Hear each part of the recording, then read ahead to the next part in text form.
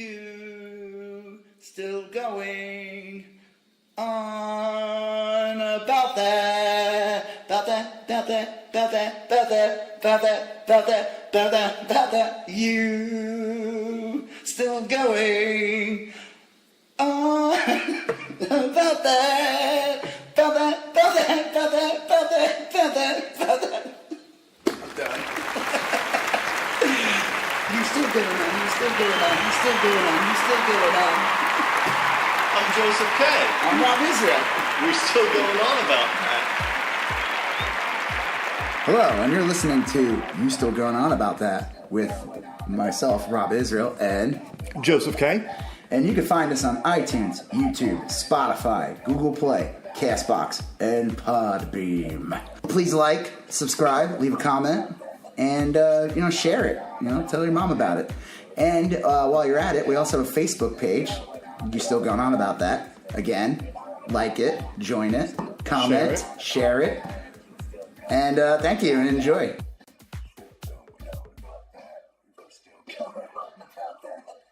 That was really nice. That was the original score that I came up with.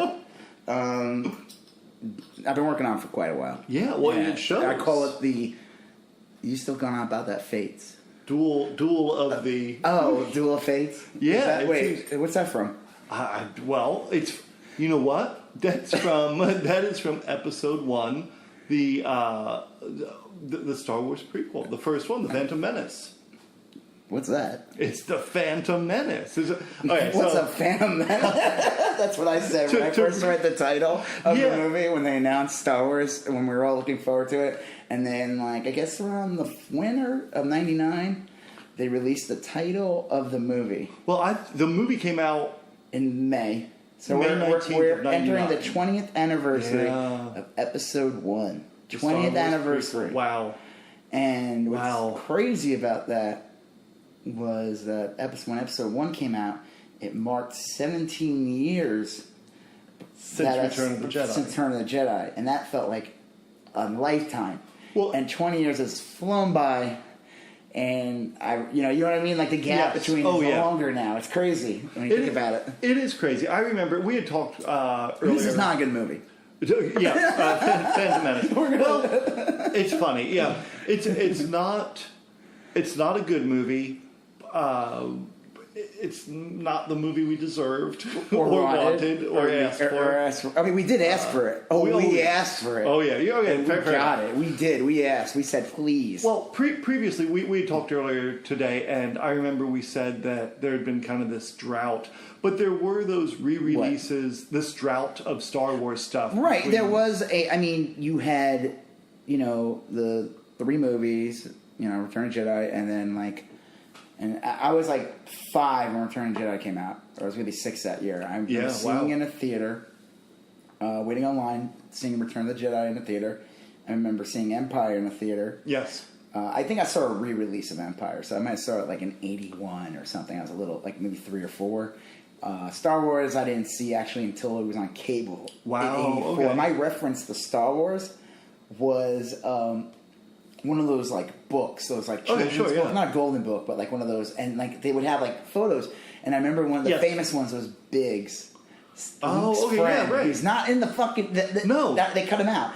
And then, so you had nothing in Star Wars forever. It was just they would do video releases. Yes. I remember it finally came out in video in '87. I remember going to a video store and they had somebody show up as Darth Vader. It was a big deal. So you didn't So you had rental stores, but you didn't have those movies for another 4 years on video. It took forever. And I mean, now you think 4 years to us, we're older. It's 4 years is a blink. And true, but time when you're more slowly back then. When you're a child, 4 years is literally a lifetime. Especially when you were 5 and now you're 8 or 9.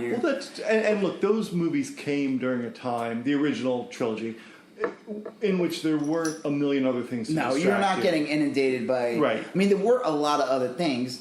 They weren't good. Right. I mean, there was a lot of movies, and, you start to have, Raiders of the Lost Ark, which is Lucas also. You had the... Aliens, Ghostbusters, Back to the Future. So you start to get a glut, but not like today where you have streaming services and... Yeah, like just within the last I don't know, year. Like, if you were all anticipating Captain Marvel, then Shazam was out like the following week, or vice versa, and then back then Avengers, it would be Batman. Right. 2 years later, 3 years later, the next Batman. Yeah. And then you'd have to wait another 3 years for the next Batman. Right. And then maybe there might be some like other weird movies in there thrown in the mix, but you didn't get the glut. So so the first thing we were treated to is from Lucas was, I remember hearing about it, but like I didn't. When Independence Day came out in 1996, do you remember Independence Day? ID4 is what they call it, right? ID4. Which makes no sense, but sure. Well, it came, I guess. I don't know. It did literally come out on July 4th. I remember seeing it in the theater and being I wanted to see it so bad and being seriously underwhelmed. I thought it was decent. I liked Independence Day. You did? I mean, it was okay. It was a big, dumb movie. It was super dumb. Yeah, it made no sense, but it was fun. It was a spectacle. I just remember, like, I was like heavy, like I was starting to get into like toy collecting around that time. Okay. And like, because the Star Wars figures were starting to get released. So in 1995, Kenner, which I bought by Hasbro, re-released or made new Star Wars figures. And I was working at a store called Rock Bottom. Okay. Which is a great name. Perfect name for the place. Sure. And this sounds like a Simpsons, venue or something. Just in case you guys are wondering, you get to hear some sound. It's a little bit of rain in the background. Yeah, right. So it's been a stormy night. So it's a dark and stormy night. But that's fine. It'll add perfectly to the Phantom Menace. It is. Talking about the Phantom Menace. So, and so if a good lightning comes in, we didn't add it in. No. Nature did. I hope it comes in like at an opportune time. Perfect moment. Right. Like when we talk about Jar Jar Binks. Palpatine. Oh, no, I was thinking like Palpatine and then like... Yeah. So, in the toys started. New toys started to come out, and they were weird looking. It's like they were the classic. They started with their Episode 4 figures, but they were all like beefy. Like this first line. I remember this one. Yeah, and I remember what it's called, like Monkey Faced Princess Leia, which is my favorite name. That they didn't call it that on the actual toy. Right, that was not on the box. That was dubbed. Yes. Monkey Faced Princess Leia. So eventually, if you find this series, I remember for a while they were going for like tons of money. People were like. They were like not opening them.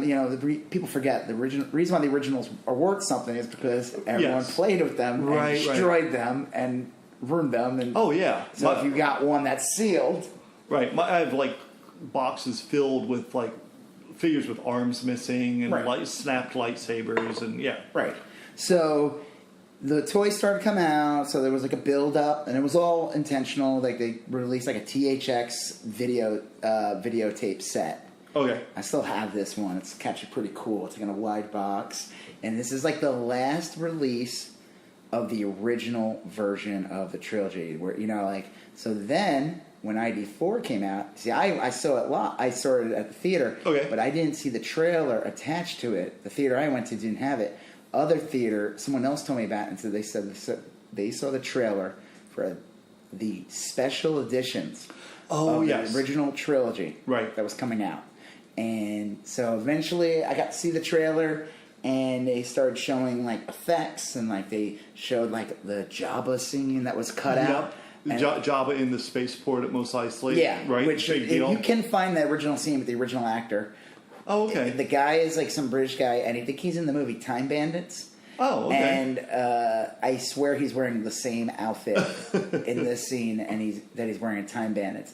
Now, I would say that he went to go film Time Bandits right after, but that would be difficult because I think the movie was made 3 years later. So however, that man probably always dressed like that. He was a time bandit. True. Right? Like not him. No, you're right. He was not a time bandit. That's those guys that were, I told you in the other podcast, right. He competed with Alf. Oh, yeah. That famous dwarf actor. Warwick. No, not Warwick Davis. He said this last time. He said this last time. Warwick Davis was an Ewok, and he was a child. He was not a child. He was only like 13 Who was the guy in Willow? Warwick Davis. He was Wicked. He was only like 13 when he made it. Really? So he was only like 17 when he made it. How old is he now? He's probably no, he's like probably in like hitting getting to his 50s. Okay. I mean, he was only 13 when he made Return of the Jedi. He was a little kid. All right. But I Oh, sure. yeah. I mean, literally, he was a little kid. Right. A little kid. I mean, he was. Right. Not to make No, fun just of that. He both was literally and figuratively. Sure. Yes. Okay, so we got to see the special editions, and did you see those in the theater? Oh, I did. Okay. And oh my god, let me tell you, they were events. Like the first time, like I said, there's like one of these things where it was like 20 of us would go to the theater, me and our friends, we would get old people, and we'd all go see it. Like my girlfriend had like Princess Leia buns. Oh, nice. And then like my friend had another girl, like his girlfriend, and they got jealous because she did the. It's like, we could all be late. Who cares? Hey, look. Doesn't matter. I don't know. Yeah. No one wanted to be Slave Girl. I chose to be the, it was good. Right. I would have thought like at least one girl would have been a Twi'lek or something. A Twi'lek. You see, back then, though, they weren't. See, you're getting into like the prequel era where people start to know what these things were. They're more established. Yeah. So we go see the first one. The Star Wars remake. Yeah, and it's a massive hit. Like, it's like they released them once a month. And it's funny, as each one came out, you could see it died down, like the excitement. Like that first one, it was like crazy. I think by the time Return came out, it was still crowded at the theater, not the same level. Also, Howard Stern Private Parts came out. I remember this. I think actually, Private Parts forced them to bump Return of Jedi up a week or back a week. What's the word? How would you say that? They pushed it back. Pushed it back a week, yes, because of Private Parts. I saw Private Parts in the theater, and I did not see the 3 remakes. You did not see? No, this was a weird time. Well, you're a little older than me. See, I was in college. I was in college. Right. It was a big deal. I saw. It was rare for me to see a movie at that time. I was buying all the toys. Well, my childhood. I went and I got all the movies when they came out on DVD. It must have been DVD. And I remember. The original video. Okay. You're thinking 97, dude. There's a videotape. Those were videotapes. Well, anyway, episode 1 is the first. I think episode 2 is the first one that did not have a videotape release. Wow. Where they did DVD only. I didn't have a DVD player when episode 1 came out. You're right. So I have the special edition videotape box that comes with a little book. I was still buying DVDs. I mean, I'm sorry, VHS tapes post 2000. Well, I mean, it wasn't until like 2002 that they really started taking over. Because I lived in Worcester, Massachusetts, and a Blockbuster down the street would sell their old movies for like $1 or $2. And I had a big collection. And then they went out of business. So I'll bet you that was right when videotapes were dying down. Yeah, when did Blockbuster go out? Blockbuster survived longer. Oh yeah, but this particular Blockbuster. Yeah, they started to chip away. So when we went to see the movie I remember anytime, and it's like, I don't know, it's like, do people tell each other? Is it just osmosis? I don't know what it is. People were just like, anytime like a character from the original trilogy, like a main character would show up, everyone would clap. Oh, okay, yeah. Super dumb. Well, it's like a Rocky Horror Picture Show type. Yeah, right. Except nobody was wearing like lingerie. Right. Nobody's throwing and toast. Obi-Wan. Obi-Wan lingerie. Yeah, right. I again offered. And, right. People were just, they didn't want that. So what are you going as? Sexy Obi-Wan. Sexy Obi-Wan. Right. Dr. Franken Obi-Wan. Right. What does that look? It just looks like regular Obi-Wan because Obi-Wan is already sexy as fuck. If you don't see he's wearing that robe, you don't see anything. Well, I guess you see a little shirt. Okay, so. But that was a hype. There was a hype. So this special edition had some moments in it that were like kind of cool, and then there were some moments that were really awful. The very controversial, the most famous one, of course, is the Han and Greedo. Yes, and everyone like loses their shit over it. I to this day think that Lucas was fucking with the audience. Well, I don't know. I don't know why they did that. They went back and they were like, well, I guess it makes Han look like a cold stone killer. Well, he was. That was the point. That was the thing. And I saw Star Wars because I'm 200 years old. I'm like Mel Brooks. What was his big bit? The 100-Year-Old Man. Yeah. Oh, yeah. No, Million Year. I don't know. Something like that. Anyway, so I saw it in the theater. Man. I was in second grade when Star Wars came out, and I saw it in the theater, and I was just confused as all hell. I loved it. I knew like life was going to be different from there on out. But seriously, I mean, I saw this movie in the theater like a ton. And these stormtroopers were wearing white, and that confused me. I was like, why are the good guys wearing white? Sometimes good guys don't wear right. white. What's that from? What band's that? Somebody? I don't know. Who is that? A Minor Threat. Oh, Minor Threat. Yeah. All right, so anyway, but the stormtroopers, the bad guys were wearing white, and that confused me. And Darth Vader... I didn't know. Well, he was wearing black. Right, but like I was like, why don't they make more of him? You know, like but I didn't. And anyway, because he was not. Well, I get it now. No, but I mean, like, no, I'm saying like the first Star Wars movie, he's just like a bad guy. Right. You don't know. There's a mystery to him, but he's not the. Like, he's just a bad guy. Like, he's not like this crazy. So when we'll go through this and we'll talk about the episode 1. Yeah. We'll get there eventually. Yeah, we'll get there at some point. Maybe at hour 3. So, like I said, we watched the prequel.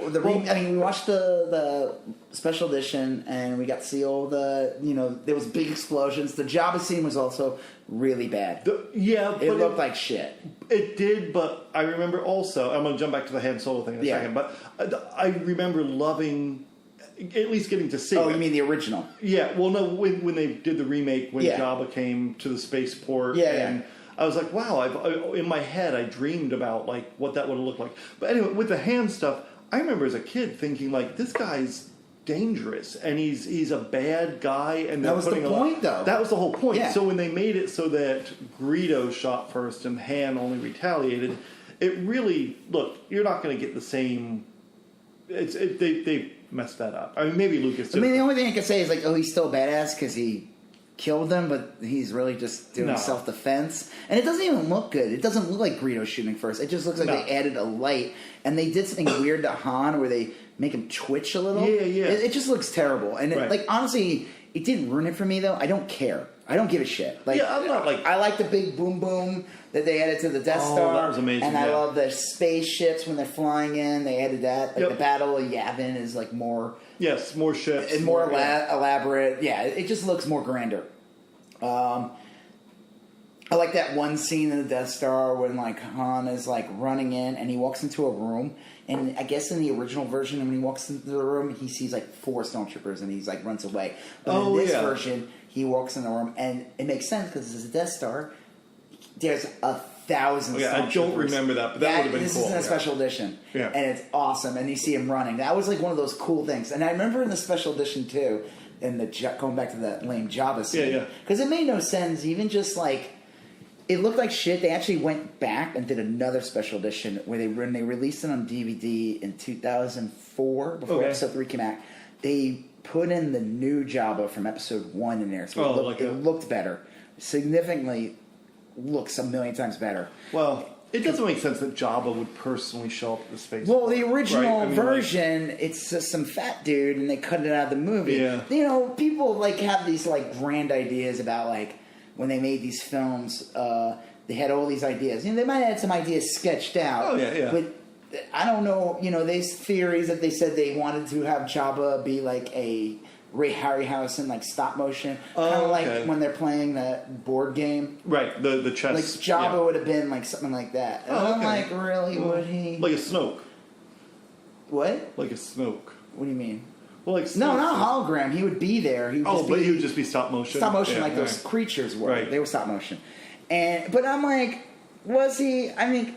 Was he? I don't believe any of that shit. I think they didn't know what he was. Just some fat gangster, and they cut it out because it was like, it was just not interesting. It's not a good scene. It's really not interesting. Like Han, the acting's not good. Han walks like behind him, so they had to show him stepping on Jabba, which is like, when you see Jabba in Return of the Jedi, he's a scary motherfucker. Yeah, and he's gonna massive. He's massive. Right. He's got guards everywhere, and in this one, he's like, oh, Han Mibuki. Right. And he's all like sweet to him, and he's like, hey, well, you give me the money. You like... give me the money when you do, and if you don't, I might kill you. Right. But it's like, okay, cool, I'll get you at some point. Yeah, you scamp. It seems to like parallel Brando. Like I always kind of figured like Jabba the Hutt would be Brando. It's like Brando actually got that way like later in life. Yeah, you know, he had a tail, right. and he slithered. It was crazy. He would eat frogs out of Apollo, right. and he didn't even talk English at that point. Yeah. Brando got real weird in there. It was. Well, he did that Dr. Moreau movie. Yeah, and he pretty much was... That was a Jabba. Pretty much was, at that point,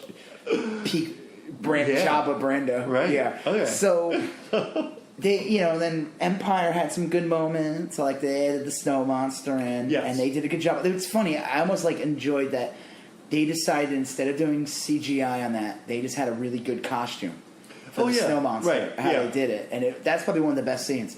But then they added this yell when Luke is confronted, when Vader tells him he's his father, and Luke's turns into an angry chipmunk. Yeah. My friends always make jokes out. He looks like an angry chipmunk. I'll never join you. Yeah. And he's just I'm whoa, what's going on there, Bucky Beaver? Bucky's. Yeah, Bucky's. There you go. If you guys are familiar with Bucky's, it's in Texas, and it might be in other states too. Right. It's a I think place. it's Texas. Yeah. I think it's just Texas. Yeah, we're not getting paid by Bucky's, but Bucky's wants to pay. Yeah, we're open to it. You know what ruined Bucky's for me for a while? Ted Cruz went there right before the campaign, when he was running.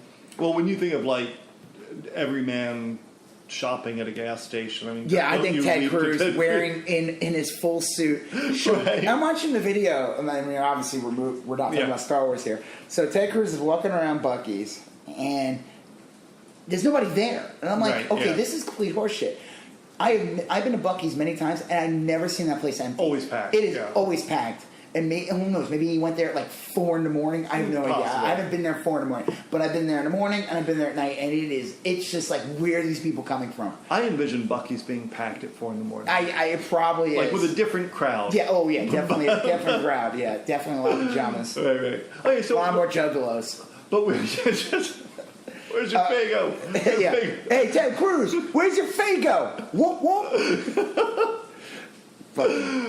I've ruined Bucky's for me for a long time seeing him in there. Okay, so you did. That's your fault. You broke. No, Bucky's. Okay. Well, that may be. Oh my God, you haven't even with that beer. Okay, so. What are we talking about? Well, we're talking about the whole Star Wars. When Ted Cruz wearing the special edition of Star Wars. Well, we said that.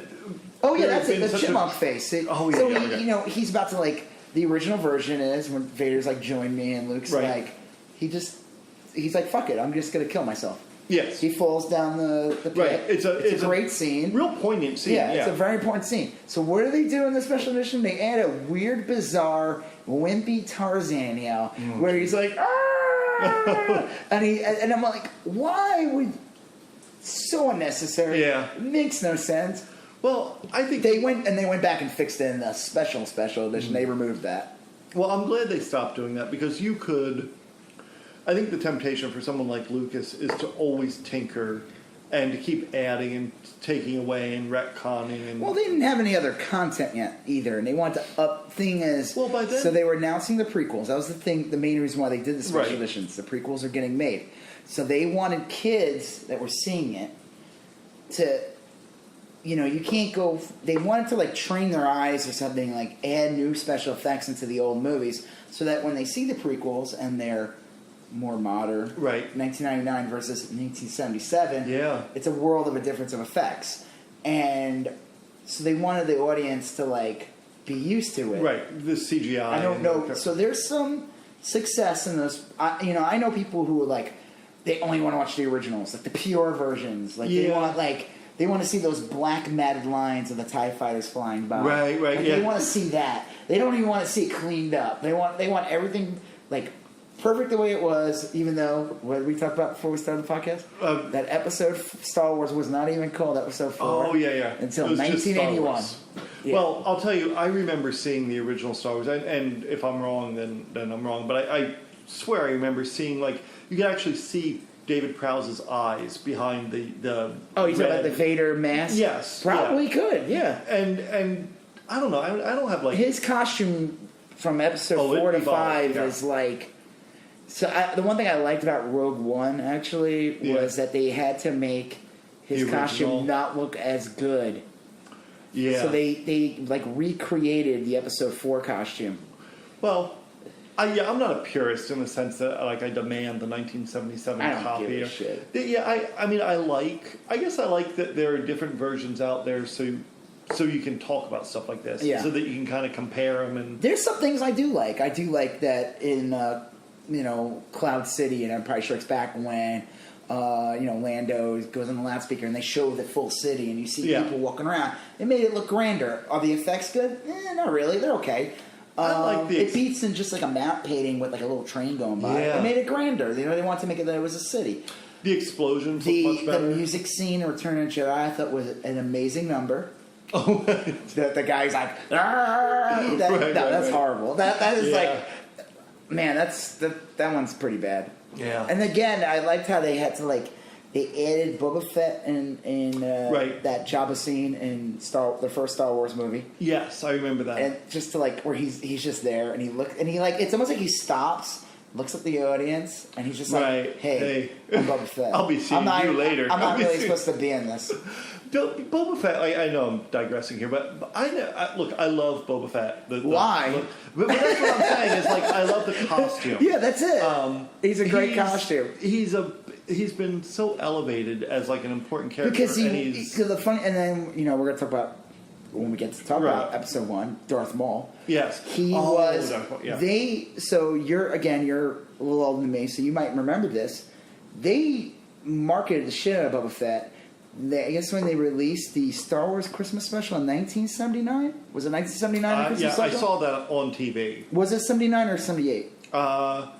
It would have been, I don't know, it's 78 or 79, right? Well, it's the first appearance of Boba Fett in that cartoon. Yeah. And it was a big deal. They said that this is going to be a major villain in Empire Strikes Back. So they were hyping the shit out of him before the movie came out. They were hyping him. There was that famous mail-away figure where... Right. And they supposedly, the rocket, the rocket never got released because another toy line had a rocket and supposedly it went through a kid's brain or something. And I don't remember that, but that is the sure sign of an awesome toy. Yeah. It's sought out. I think there's prototypes and they go for more than your house or something crazy like that. And it's one of those things where people got the figure in the mail and it didn't have the rocket that shoot out because again they didn't want to kill kids. Kids. I'd say Darwin. Right. Well, that was the big thing, the knock against lawn darts. You impale a few kids. Right. And kids with AR-15s. Right. Same thing. Boba Fett. Yeah. Hey, you know what? What about Boba Fett? Boba Fett with missile launchers in the back. What about them? What if a kid went to the school with a Boba Fett missile launcher? He could kill 15 kids with one Boba Fett missile launcher. Boba Fett's weapons made no sense. He had the wrist rockets, right? I guess. And there was a wire thing. And then he did have a weird how would jetpacks even work without completely burning your legs off your body? Star Wars, who cares? Yeah. Anyway. That's how I like when people start talking about science and Star Wars, and I'm always like, you got space wizards. You got little green men walking around lifting X-wings with their mind. Right. And you care all of a sudden about bombs falling out on a ship. Yeah. There's no gravity in space. Right. There's also no freaking citywide buildings, citywide ships in space either. Yeah. All right, so all this was going on and it was all built up to the prequels. Right. And the thing about those special editions was a big deal because they were talking. I remember reading the marketing. It was 13 minutes of new footage all together, and it was wow, my God, Right. And we all had to bring a bunch of extra laundry. Yeah. Mom, where's my wetback? I did not see those movies with my mom. Right. No, preparing to go. My dad. No. Well, okay, so that was. And now, were you? Because I was into the books. Did you read the books? I read the first. You talking about Heir to the Empire? No, the very first one. I did not read the Splinter of the Mind's Eye. Okay, do you know the story of the Splinter of the Mind's Eye? Why that was made? No, but I remember. Look, Star Wars came out. And then there was nothing for us to hold on to. Right. We were left. And before Empire came out, I read Splinter of the Mind's Eye. And I remember I was a little kid, and Splinter of the Mind's Eye came out by Alan Dean Foster. Just to let you guys know, it's raining outside. We're not getting this effect. It's bad. But if you hear rain in the background, it's cool. It's a little ambiance. Yeah. Okay, go well, ahead. There's some lightning, too. Yes. And so anyway, I read it, and it filled in some of the blanks. I know that they've said it's not canon anymore, but what was... I don't remember the story. So supposedly the main reason why they made it was... So Star Wars...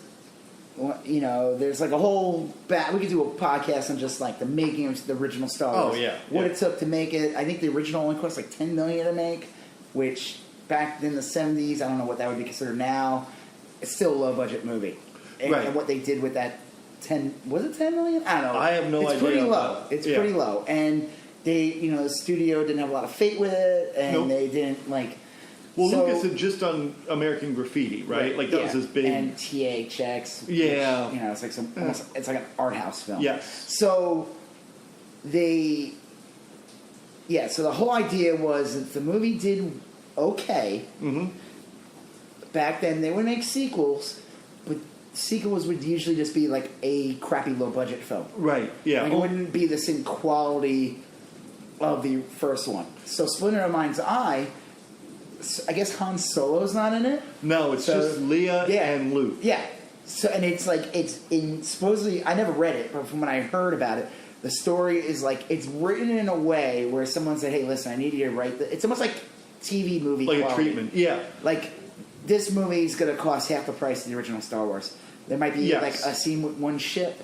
Most of it's going to take place in one ground. There's going to be less characters. Harrison Ford's on it. He was a bigger actor. So right, he was the star. We're not going to have to pay Al Guinness. No. Supposedly, like, Luke cuts off Vader's arm in it. Yeah, well, it's not canon I at all. don't remember that super well. I remember they were... The Splinter of the Mind's Eye itself, I think, was a jewel or a gem that was force sensitive or something, and they basically go to like a forest planet, and they're looking in a temple for the gem, and Vader shows up with some stormtroopers, and it's like a TV movie. It's basically if Star Wars was like a moderate success, right? They would have made that the sequel. And Alan Dean Foster used to crank out Star Trek books. Okay, that was he was a it was well-known, basically made to be a cheap sequel to Star Wars. That tracks. If it was, but because Star Wars was the biggest movie ever in that time period, Empire was treated much differently. Right. And you got a much grander movie. Yes. And then I love the theory. I think we might have talked about this, but like I didn't learn this until years later. Han Solo being frozen in carbonite. Oh, okay. So the story behind that was that I guess he only signed a 2-picture deal. Oh. So if they didn't kill him. Right. But if they couldn't get him in the next one, he's frozen. Yeah. I wonder if they were thinking like they could explain like he was disfigured. Like they just get a new actor. No, he just would not have been in it. He would have been... Right. Furniture. He would have just been hanging on the wall. They couldn't get him. Yeah. All right. Well, that's grim. So it was like a nice way to like, and again, it's like one of these stories of here, behind the scenes. Okay, so let's just go back to now they announced we knew for a long time the prequel trilogy. I remember seeing a treatment script going around for years of the fight between Luke and Obi-Wan on the planet Mustafar. Okay. The lava planet. Oh, okay, yeah. This was floating around for years. Well, this was part of the original when it was like Saga of a Star Killer, or... I don't know what this was. No, this is post Return of the Jedi. Mm-hmm. This is like an actual treatment to the origin of like the fight between Obi-Wan and Darth Vader. Okay, not Luke. So they didn't just make that up for the episode 3 when they wrote it. This is going back like 10 years before I think we're even going to make a prequel trilogy. They were talking like this thing went around, and you could find it online, I bet. Yeah. And it goes into detail the fight between them on the lava planet. Supposedly, Return of the Jedi was supposed to take place on a lava planet in the end. Like the Emperor was going to be. So, and I'm sure that's where it kind of bled off to. So, well, they were leading up to that. Like, there's that great scene in Empire Strikes Back where you see Vader putting his helmet on. Yeah, you see the scar in the back of his head. Right, and you know there's a huge backstory there. You don't see him yet. Right. And then obviously once they announce that he's, Luke's father. Yeah. Spoiler alert. Yeah, sorry guys. I didn't mean to ruin that for you. Yeah, we're going to spoil these movies. Yeah. Just let you know. 30, 40-year-old movies. 20-year-old movie now. Yeah. Once they said that opened up all story. I mean, honestly, Star Wars is like a good single movie. Oh, yeah. It has a couple of little backstory lines, Yep. Like I said, Clone Wars, throwaway lines. Well, we've talked about this. I mean, it was perfect. Empire is the thing that created it all. Like, without Empire is the thing that, like, is the reason why there's a prequel trilogy, why there's new movies, why we even talk about Star Wars. Yeah. That's the true, like, okay, they got the money now we're going to start pumping out stories. Right. By then, the royalty checks had started sailing in, and Harrison Ford was like, "Well, I don't mind being a space cowboy now." Right. That's everyone's good on impression board. of Harrison Ford. Right. I'd say that. I thought he was here. Sir Alec Guinness is like calling up Luke and is like, "Hey, wait, hear me out here. Supposedly What if I insane money?" Oh well, he was like a legit. He was the legit name. I mean, Harrison Ford was like an up and coming star. Peter Cushing and but Al Guinness was the biggest star in that movie, but he supposedly signed some crazy deal where I think he made like $45 million from Star Wars, and I guess he made like crazy money from the other movies too. That's on top of his Bridge Across the River Kwai money. Right. I had this art teacher in college. And he would talk about things, and I almost feel like he knew we were much younger than him. Yeah. He was like guy being in his 60s. I'm sure he's probably not even alive now. And he would bring up like Alec Guinness, and I'd be like, right. Star Wars? And it's like, he knows what Star Wars is, but he'd be talking about Bridge or Bridge. all this other stuff, and I'm just like, yeah, you just fucking. You just don't want to say what you just don't want to say what we know he's from. Say Star Wars. Or say at least what's this? Space Wars. He is in a movie. It's the famous one where the Metamorphosis. What's that famous writer? And Kafka? Yeah, Kafka. Remember they made a movie? I don't. The one where the guy turns into a bug, or he thinks he's turning into a cockroach. I don't remember that at all. Yeah, he's in that. I mean, like Orson Welles did one of. The Trial, I think, or the Castle, but I don't remember. Yeah, anyway. All right, so all of this is going on, and we're getting word now that a legitimate prequel. They said they were making it for years. And then, now they really started writing it. Around this time, the cast was starting to get released of who's going to be. Yeah. And then that's when they announced Hugh McGregor as Obi-Wan. That was like one of the. That was like around '97 that got released. Trainspotting. Yeah, and that was great casting. Oh, yeah. You could say whatever you want to say about the prequels. He is the best part of the prequels. He looks like him. He talks like him. It's uncanny. I mean, the whole thing. Does he look like him? I think so. Look, well, as much as anyone's going to look. It was great casting. Yeah. It was very good casting in that he was. Right, Scottish, British, or whatever. Well, and I'm Obi-Wan. hey, how you doing, guys? And when they showed Obi-Wan, it was weird when they casted Joe Pesci as Obi-Wan. I was like, "You sure about that?" They're playing Lust for Life in the background. You sure about Joe Pesci as Obi-Wan? Well, and then they announced Liam Neeson. Yeah. Pre-taken Liam Neeson. Right. I mean, he was already a name at that point. He was already in a bunch of things. Yep. No racist rants yet, or bizarre love of horse carriage people. I don't know. Well, he goes on these weird. I'd forgotten about that. But love of men who ride horse. You had Liam Neeson, and you had Ian McGregor, and the cast was coming together. Natalie Portman was just announced. She was in that. Right. The Specialist. Yeah. She wasn't big at the time, but Keira Knightley. And when they announced that little kid from Jingle All the Way, I was like, Jake "Oh Lloyd. shit! Right? Great cast." Actually, I was like, honestly, I when they announced him, and he's fine. I saw Jingle All the Way. It's not that it's a stupid movie. He's not terrible in it. Yeah, He's not. He's a kid. He's fine. And I was like, it's okay. I will say this. So when they started announcing things about the prequel, we didn't know much about it. We knew there was going to be a fully CGI'd character. Yes. Even though technically he's not. But that's right, because there's scenes of him wearing overalls and you see his arms. It's not fully CGI.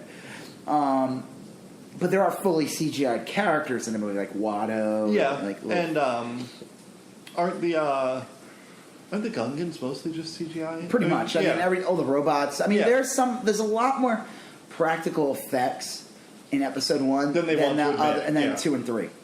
Yes, There's a ton of CGI, but there's a lot Right. more actual. I know we're not set talking about it yet, building. but episode 2 was like, it just hurt my head. Yeah, like so episode 2 the- does not age well. The actors look like they're walking. They don't look like they're walking on things. It's like it's bad not video tra- game cutscenes. Yeah, like with bad real ones. actors on it. I mean, Yeah. now these days, you see like Avengers and people like think it's all I'm like, no, that's like still 99% CGI. They're just really good at like creating real environments. Well, we do at my work sometimes. We'll do stuff on a green screen, and this is just like we're just like people in an office building out in the middle of and it comes out really nice. I mean, like it comes out much better than episode 2.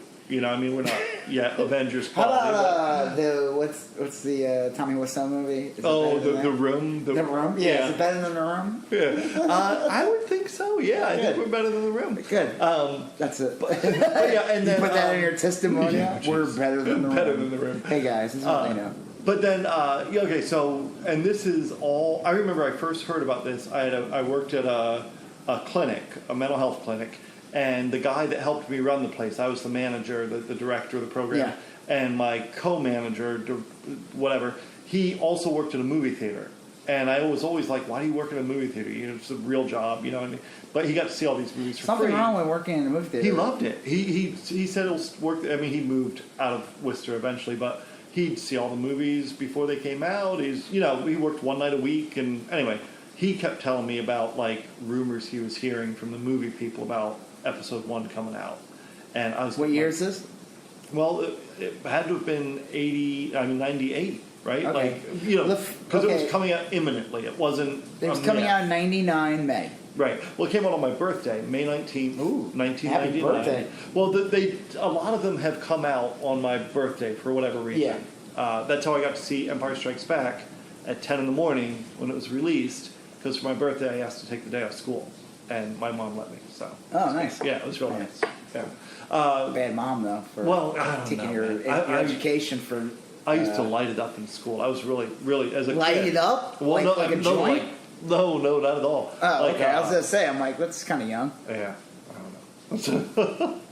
Okay, so there, a lot of things started to leak. I remember there were even because I was collecting all the toys and they released the big one. Samuel L. Jackson was going to play a new Jedi, and he had a purple lightsaber, which I thought was. That was kinda he funny. wrote that into his contract. Yeah. He wanted a different colored lightsaber. Yeah. It makes no sense though because the lightsabers all represent things. That's the reason Right. why there's a red lightsaber. You can go real geeky about it. Supposedly, and it involves it involves like taking a good guy, like a good Jedi's lightsaber, and you do something horrible, and it turns it red. Yes. That's why it's red. It's supposedly just I isn't thought red it was the because crystal. It's not the type of crystal. it's supposedly you taint it. It's by it's like a.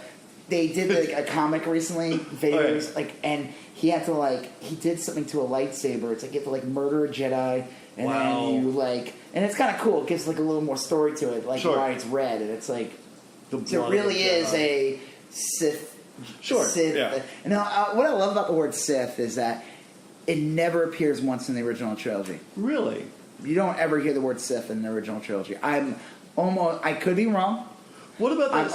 I'm 99.999% sure you don't hear the word Sith. They say Sith in the comics and in some of the books. It's not till the episode 1 that you hear the actual word Sith.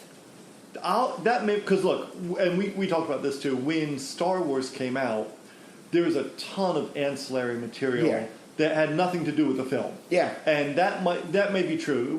Because I swear They I don't remember, ever say Sith Lord or anything like that. Well, there's that scene where Grand Moff Tarkin was talking to Vader on the Death Star, and they talked about his old religion. But they don't say Sith. But they don't. Okay.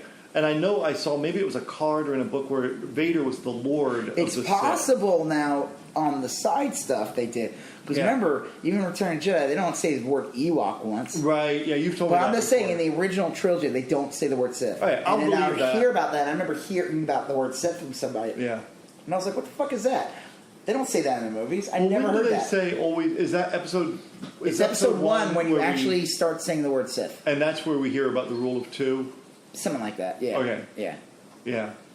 All right, that makes sense. So, Yeah, so as things start to roll out, and then I remember they released another toy, and it was like, again, this is like 6 months to 9 months before the movie's coming out. It was like So you're little talking late teasers, 98. and it was like the first battle droid, and or whatever they were, and I'm like, I wasn't too keen on it. Right. I was like, this is kind of wimpy looking. Well, they did look slight. Yeah. And they must have been releasing these for Christmas of '98. That would make sense, right? Not really. No? Because like Mace Windu was like a mail-away figure, I think. Huh. You have to like get a bunch of figures and send it in, and you Right. got him, and then the other one was like a special edition. Okay, so what's the big thing though when they first released the trailer? Is in like November of '98. Okay. And it's like a famous movie.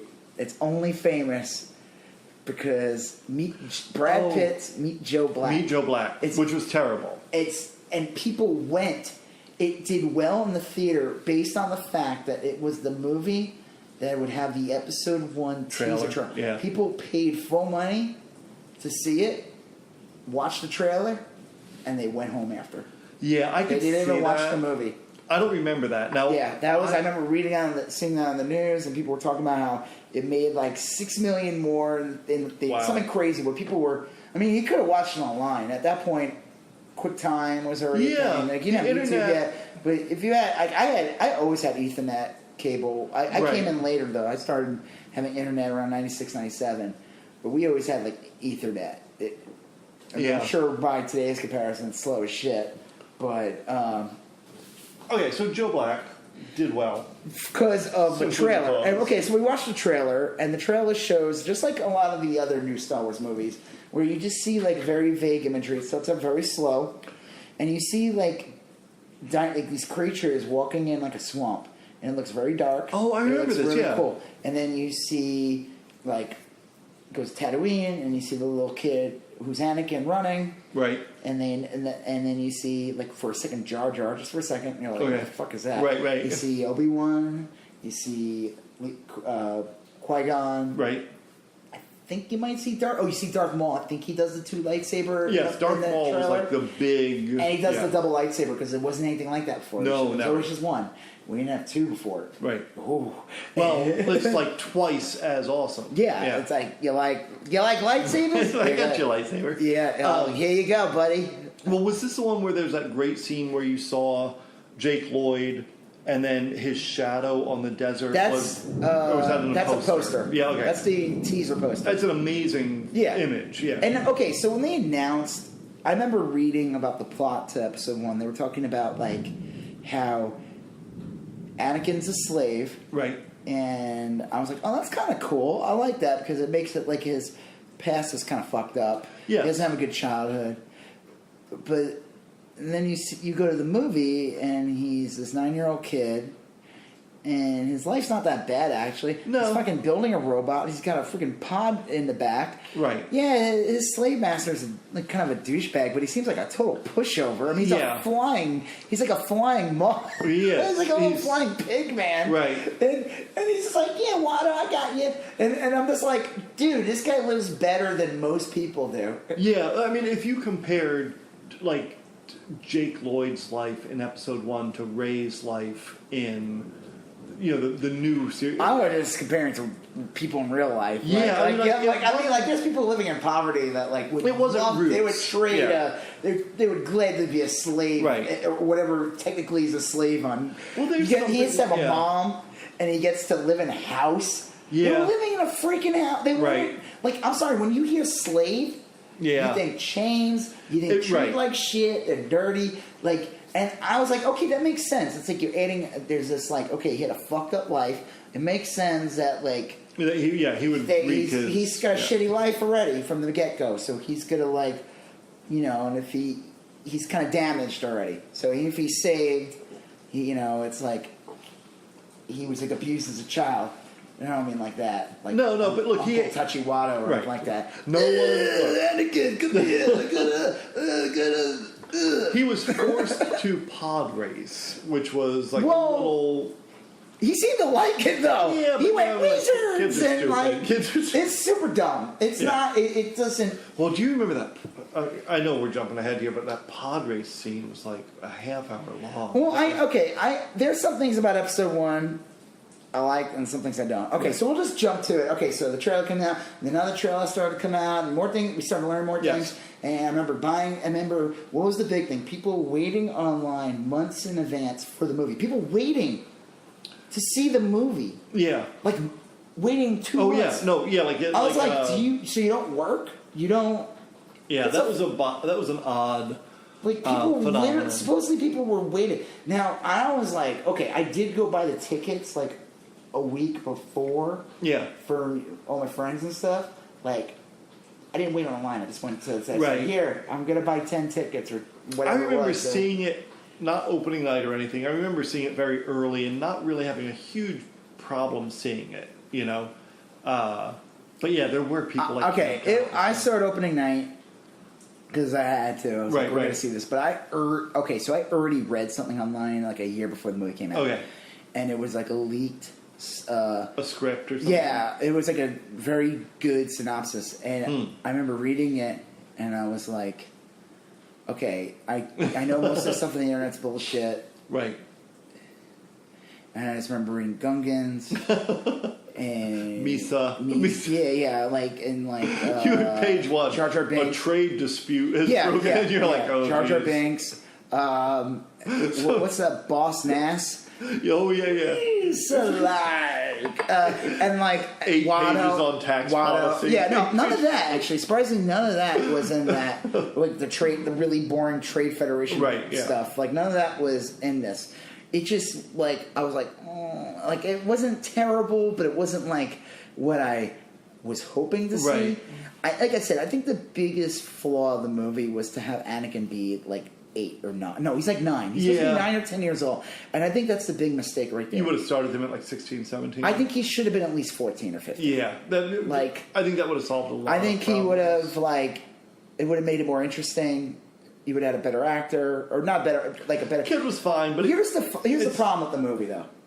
The reality of the movie is, the difference between the prequels and the originals, and people don't understand, is that when the original movies came out, Lucas directed the first one, but it was reworked a million times. It was re-edited a million times. There's a famous story where you could supposedly find in the line, like, original footage. A shit ton of that movie was reshot. I'll bet. The first one, episode 4, whatever you want to call it. Sure. And then episode 5, he didn't even direct it anymore. No, he had a dispute with the Directors Guild or something about producing credits. Well, you know, at that point, he made that deal with the toys and it made him a billionaire. Was that he's like, yeah, I'll take the... Right. You know what? I don't want the money. I'm going to take the merchandise. Yeah. Which at the time was just like, okay, this guy's an idiot. I don't know who... He must have had some amazing advice. Well... I mean, that I don't think that he just did that on his own. I think he had to have had... There must have been people that were like, listen, man, this movie, like, the potential, people want toys. They must have done studies. I'm sorry. No, I know people right. have, like, everyone has this claim that people are geniuses like that. But no, they have armies of people working for them, and they had to have done studies of, like, I don't think, like, he's just, like, this freaking crap shooter at Vegas, and he threw a dart and went, oh, yeah, I'm going to claim merch rights and make the money from there. Yeah. Because I just... No way. That's true. That's a ballsy move. Yeah, it panned out, you know. I mean, that's what made him his money in the end of the day. Oh, it still makes sense. And honestly, supposedly Return of the Jedi was not going to be made unless he guaranteed a certain amount of toys could be made from the movie itself. Well, I mean, like, the more I remember when Star Wars came out, and, well, we've talked about it. I got the 4 figures, and then I got the 12. Yep. But then, next thing you know, they're, like, putting out, like, different models of Stormtrooper and different... Well, it's all from the movies and everything. But, so, he doesn't... Now, he's running the show when the prequels come out. Yes. He's not... The guy... what's his name? He died recently. He's, like... Howard Kurtz, I think his name is. That's not ringing a bell. So, he had producers like Gary Kurtz working on, like... Star Wars and Empire. Yeah. And at that point, he's an idea man. Well, there's supposedly stories about how much this man helped the movie. And I think he, like, was involved with episode Return of the Jedi, but the story supposedly is that he hated that they were bringing back another Death Star. And he either quit or was fired. And you do start to see a dip in story quality in Return of the Jedi. There really is. Like, when you watch Empire and watch Return, oh yeah, look, the acting's not as good. I had an old boss told me, he said, and he really nailed it. He said that Return of the Jedi was really a very, very good TV movie. Yeah, like I the can see quality that. of act, like the way like people. There's like some of those scenes when like Luke's talking to Vader, like in the elevator. Yeah. And the elevator with the Vader. Right. Well, look, I remember seeing, and this is probably just my own personal experience. Some of the acting's not. It's like it just not. It doesn't flow. It's very soap opera-ish at that point. I'll tell you, these scenes on Endor look great. They're really well shot. The forest scenes. I liked what they did there. But I saw. Okay, I was a tiny kid when I saw Star Wars. I was like peak Star Wars back in the day when I saw Empire. And by the time Return came out, I was in high school, and I was like, "This is a little." The Ewoks were kind of stupid. Right. I was like, "This is kind of for kids." I was 5 in a theater, and I started to get bored around that part. Yeah. Like I love the beginning. The beginning with Jabba is amazing. Right. It's like the best 30 minutes of the movie. Yeah. Everything It's almost like a different fast. movie. Yeah. You got the giant monster, and all of a sudden, like they go through their things, and they go to Return. They go to Endor, and it just slows the fuck down. Like, yeah. It just like it's like. And like, right, it gets to the point where I was like, I'm serious. I remember being 5, watching it, and being like, "This is boring." Right, like with Luca, yeah, like all the Ewoks. And, I mean, I like the part when like Luke raises C-3PO, making him into a god. In the chair, it starts to get good at that point, but.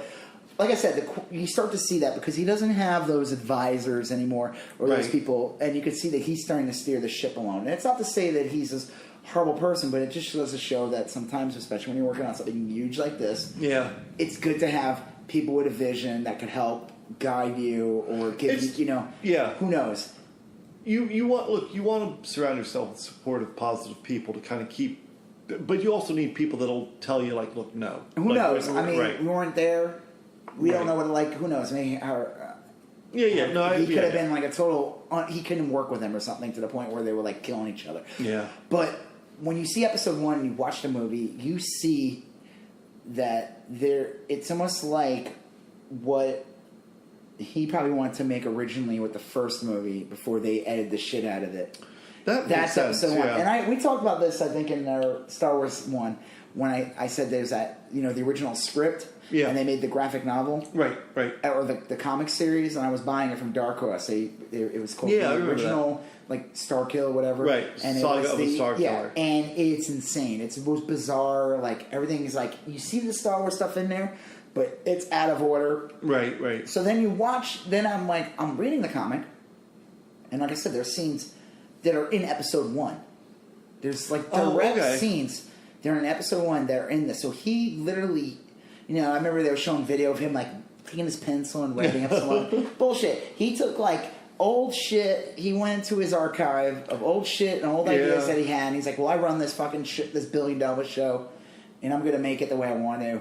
And then you start seeing fucking Trade Federation, taxes. Right. Oh, man. I watched a YouTube video recently. I wish I knew the name of it, but they brought up a good point. They said that the problem with episode 1 is, he said that the story itself is not horrible. The actual plot, it's like, Trade Federation is pretty boring, especially if you're excited to see Star Wars. And maybe they shouldn't call it the Trade Federation. Yeah, I don't know. But like how basically Palpatine manipulates Amidala into basically allowing him access. No, he opens the door to allow him so he could become the Supreme Chancellor. Right. Amidala is the reason why. Yeah. He's like, he's weak, use me, I'll help save us. Right. Because he was a senator of Naboo. Yeah. And he totally manipulates her. And he's a great actor. He is. Ian McDermott. Like, he can, even with the shitty script, it's like, but it seems like he was getting good lines too, because it's like, his stuff is all about, carrying the plot. But someone pointed out a good point. They said the problem with the prequels versus the original is you have characters that have no agency. That's what he said. Oh, yeah. No, that makes perfect sense. They react. They don't decide the fate of the story. No. What they do, with how they talk, they're it's almost like they're on a conveyor belt. Yeah. And they're not in control of where they're going. It's like Disney's Hall of Presidents. They're just kind of reenacting That's a great way and of putting it. And you could play into it like, oh, a Sith Lord is messing with everybody. But I mean, it's still, there's some bad acting in that movie, and it's not. Some of that is it's kind of baked into the cake because, and I realized that like halfway through Phantom Menace, as I was like getting more and more distressed that this wasn't turning out the way I wanted. I did not like it when I saw it in the theater. Right. I was I was underwhelmed. I'm like, this is the fucking script I read a year before. But it was like, but look, worse. We know how this ends. You know, we know how this ends, right. And there's no.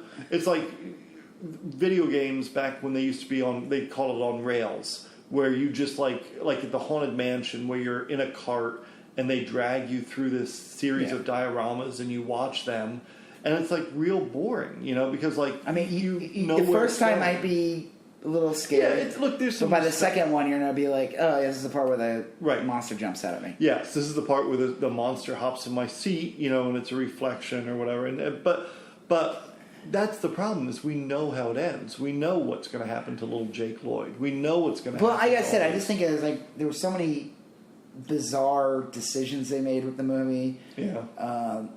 Midichlorians as well. Oh, yeah. I mean, I talked about this with people like where the difference between Star Wars and Star Trek. And Star Wars was like pure fantasy. space fantasy. Yeah. The rules did not apply. They don't. Right. They don't apply to it. And Star Trek was always like, this could be our potential future. Yeah. So there is some grounding to it. It's fantasy also, but it's like sci-fi. Yeah, right. It was not hard sci-fi, but it was harder sci-fi. Well, yeah, compared to Star Wars, yeah. Right, yeah. Space swords. And yeah. Star Wars was like Lord of the Rings in space. I mean, it was fantasy. Yeah. Space fantasy. Yeah. Western. It was all different genres mixed into one. Yeah, yeah. But then they bring in thing called midichlorians. Yeah. And it sucks out the fantasy. And it's like it felt like they needed a reason to like.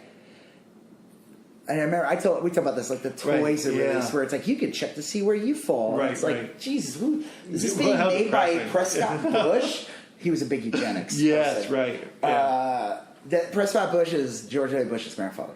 Right. Who worked with the Nazis. Nazi sympathizer. Yeah. Meaning he worked with the Nazis. Yeah. When we say sympathizer. Right, yeah. Him and Walt Collaborator. Disney. Him and Walt Disney. Do you know there's a funny, I forgot it was like The Onion. I might have reposted, I swore The Onion made this article it's a parody. Right. They said that they found a vault of like Disney cartoons that were made just in case the Nazis won World War II. Yeah, it's awesome.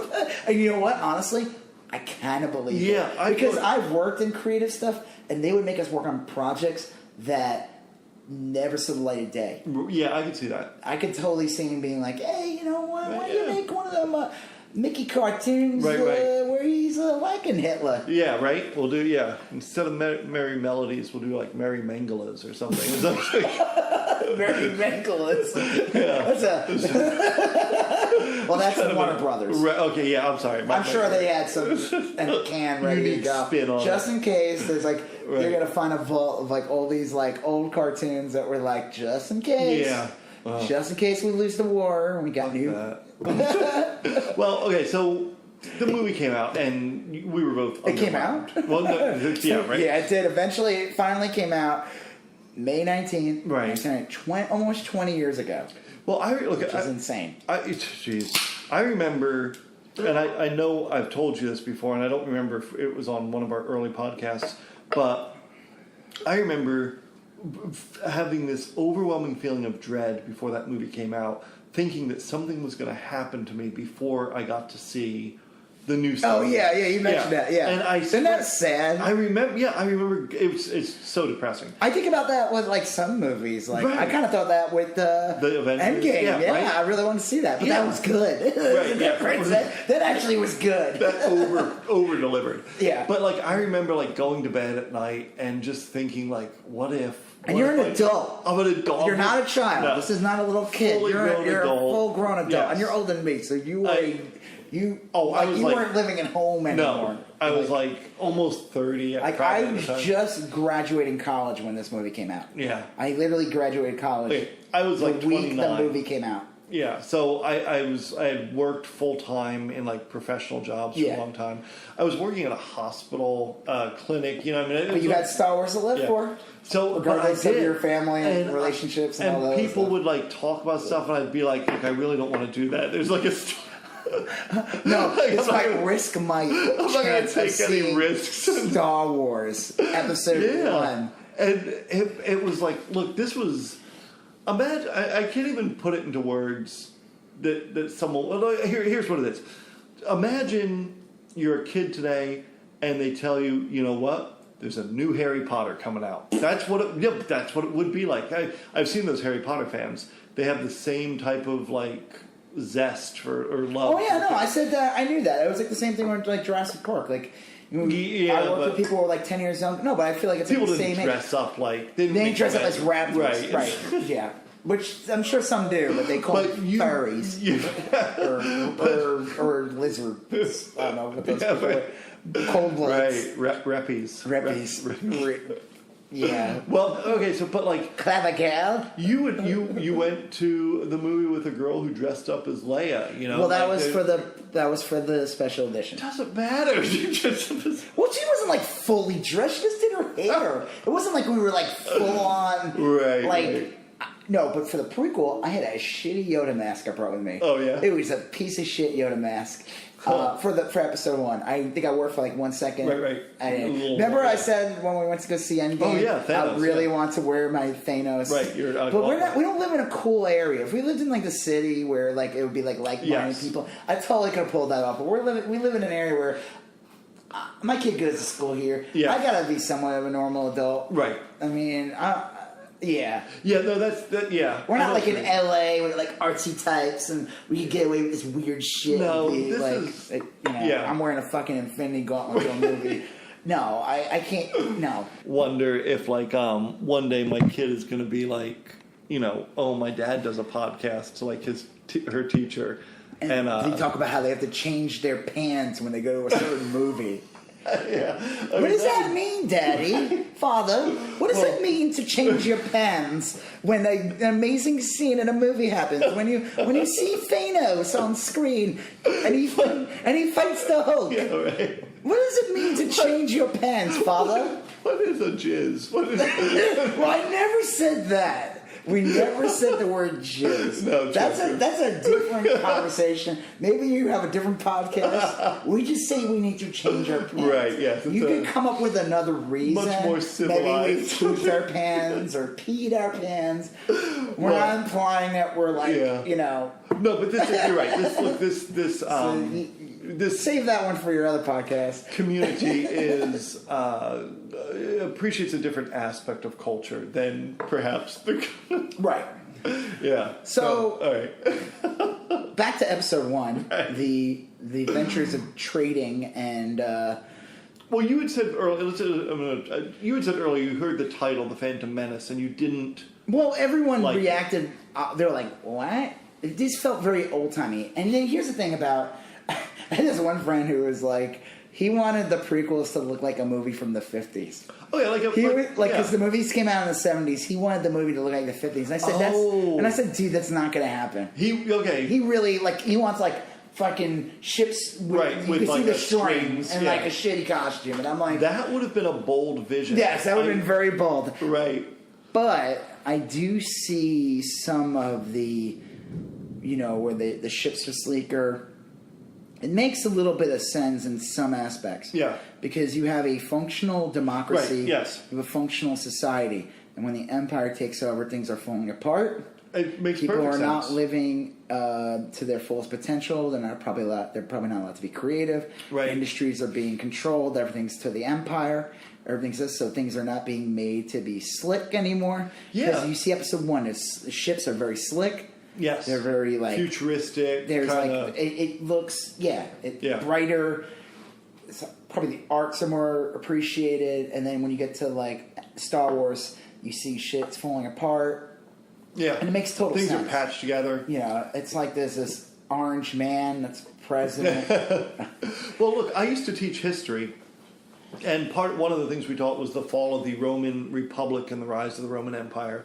and the kids would always have trouble understanding it. And then eventually, I'm like, it's just like Star Wars, and kind of, yeah. It's 100% like. And Lucas even said, he kind of modeled that aspect. I mean, he called them stormtroopers. Yes, it's literally Nazis. Well, and they had the Senate, and it was the Republic, and then the Empire, and so like that makes perfect sense. That you had the glorious Republic, which was kind of like beautiful aesthetic and democracy, and you see like Naboo. It was like purposely filmed in like Italy. Oh yeah. The scenes that Renaissance type of and then you had the Empire, and things got a little weird. And maybe I'm like reading too much into it, but like Star Wars read way too into it. Well, by the time like the Empire started like expanding and everything, oddly enough, like in the real world, that's how Christianity spread so quickly. Is because like the Romans built roads everywhere, and the Christians just traveled the roads and they spread their religions everywhere. It was like, and then like roads are here instead of McDonald's. They had religion. Yeah, they weren't down with that at first, and then eventually, like, I mean, it makes sense. Spreading of information or whatever ideas and right. Well, that's the Silk Roads across Eurasia. I mean, that's how those Buddhism and Confucianism spread and everything. But like that's how the Force, as like a religion, spread. It kind of spread. The Empire spread out, and like part of those trading outposts and stuff like that. Right. It accidentally spread the seeds of its decline, which is kind of weird. The problem with Episode 1 is right from the get-go, they made the movie sound insignificant to begin with. Because I remember reading, this is from the studio. This wasn't like just something that got leaked out. That this movie would take place 32 years before Episode 4. Okay. Yep. Which at that point I thought that was battery because I was like, that doesn't make any sense. I thought Darth Vader was older and Obi-Wan was older. You just kind of like, because Obi-Wan's in it and he looks like he's in his early 20s. He's got to be like in his early 20s in this one.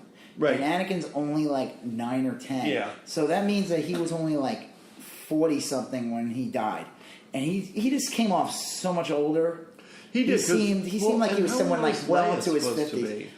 Leia and Luke are young. They're supposed to be like 18 in Episode 4. They literally are. Because the Episode 3 takes place 18 years before New Hope. So they are literally 18 years old. Both of them. Okay. So, I don't know. Regardless, I just felt like... And then I remember reading that Episode 2 would take place 10 years later. That they would jump 10 years. And I was like... Why the... you're making the movie insignificant. Why? Yeah. Like... 5-year jump, maybe. Sure. But 10 years... We've seen it work. 10 years is a long... Yes, we have. Recently, we've seen it work. And it can. But 10 years is a very long time. Yeah, that's a long time. It's a lifetime. And, and it's a generation, basically. Yeah. And I don't know. It was just weird. It was just like... I think the problem is, it's like... I don't know what they were going for. Were they trying to get like a whole generation of kids? Like if they had a little kid in the movie. But it's like, okay, you're watching the movie and you're a kid and you're like, okay, well this thing's going to turn and this little kid is going to be pure evil. Yeah. It's odd. You're rooting for the bad guys. I mean, it is. It's a very strange movie. And the problem too is everything's centered around Anakin. Right. He's supposed to be, he's like space Jesus. He's like, his midichlorian level is higher than Yoda. It rivals Yoda. And it's like, I mean, we could talk about the flaws in that for like hours. It was very like underwhelming movie. I remember seeing it. I had some friends who liked the movie, or they claimed they liked it. I claimed I liked it. I did not like. I didn't hate it. There were parts that were kind of cool, but I did not like the movie. I saw it and I was like, I remember leaving the theater being like, this sucks. Yeah. There were some weird things in the movie, though. I thought they were implying some, there were some little Easter eggs in the movie, and I thought they were setting up for something in which, if they did, would have been kind of cool. That Naboo, like, there's a part where, like, it's towards the end of the movie, where, like, Amidala and all them, they're in, like, this swamp, and they're, like, having a meeting with the Gungans. Yes. Can't believe I'm saying these words. Right. That's And with Boss Nass and all that. Yeah. And you see these bats fly down. And it's done in a way that mirrors Dagobah. Okay. And I thought what they were implying was that Naboo is Dagobah. Right. That Dagobah was like something happens to Naboo. And ecological disaster or something. And because it even looked like the area where Yoda's cave little hut was. If you see that scene, I swear that was their intention. They were going to do that. because you see the bats, they fly exactly the way the bats fly, and it's like, and I'm not, back and to the left, like the Zapruder film, back and to the left with the bats. You know, this is the part where the bats flew in Empire, and it's the parts of the bats flew in Empire into Episode 1. Well, this is where the magic bullet came through that killed Kennedy. Yeah, but I don't know. Look, there was. I guess we should probably talk about like. I mean, you could, I think, dissect that piece by piece. You definitely saw like thematic elements that presaged things that would come later. You know, like musical cues. The problem with the movie is just boring as fuck. I mean, the plot itself, like, I don't hate, like, when people talk shit and they say they hate, like, the Trade Federation and all that. Yeah, it's not done. If the writing was better, if the acting was allowed to be better, if it wasn't so wooden, if the direction was better, it would have been like, I don't know, better. Right. Yeah. Well, look, when I think of Episode 1, and I guess we can talk about them or not, you know, in any different order. I think of like Darth Maul as such a wasted. He's Boba Fett. Yeah. When I watched the movie, I'm like, that's the other thing too. When they first showed that trailer, he does the double lightsaber,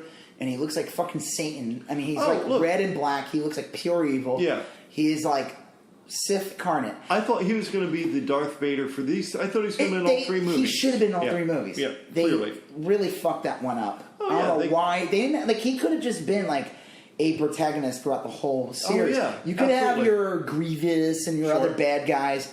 Like, no, we got to push this awesome looking guy away because we need to hire 87-year-old Christopher Lee as Count Dooku, as Count Chocula. You got to be kidding me. I mean, I actually didn't hate that character. I thought he was okay. He was fine, but like, you know, again, it's like, why would you kill Darth Maul? He could have been a thing that shows up there. Maybe instead of like, fine, you come in half, you bring him back in the sequel with the robot body, and you like, and then it's like a perfect, like, you know, Anakin sees him. And Anakin, it's like, dude, that's your fucking future. Yeah. Like, that's what you're going to be. Yeah. You're looking at your future. He's a warning sign, and you ignored it. See, that would have been perfect. It would have been, like, a better movie. You know, there's all these, like, little things you see it, and, like, could have made the movie better. I don't know. Well, look, okay, so Darth Maul is Boba Fett. Darth Maul, completely wasted, awesome character. If you watch the Clone Wars... and watch, you know, I remember Solo. when people, he shows up for 1 second Solo. But still, it's nice. Everyday people who went to go see that, they were like, what the fuck is this? Right. I'm like, who cares? I've seen him in Rebels. I watched him in Clone Wars. I read some of the comics. I'm a big dork, so there's a big difference. And then the other one I feel kind of bad about is Jar Jar Binks. Because, you feel bad about it? Yeah. Have you read that article? It came out like 4 or 5 years ago. It was about... So Ahmed Best, and I hated the Jar Jar Binks character. I legitimately did. I didn't like anything about it.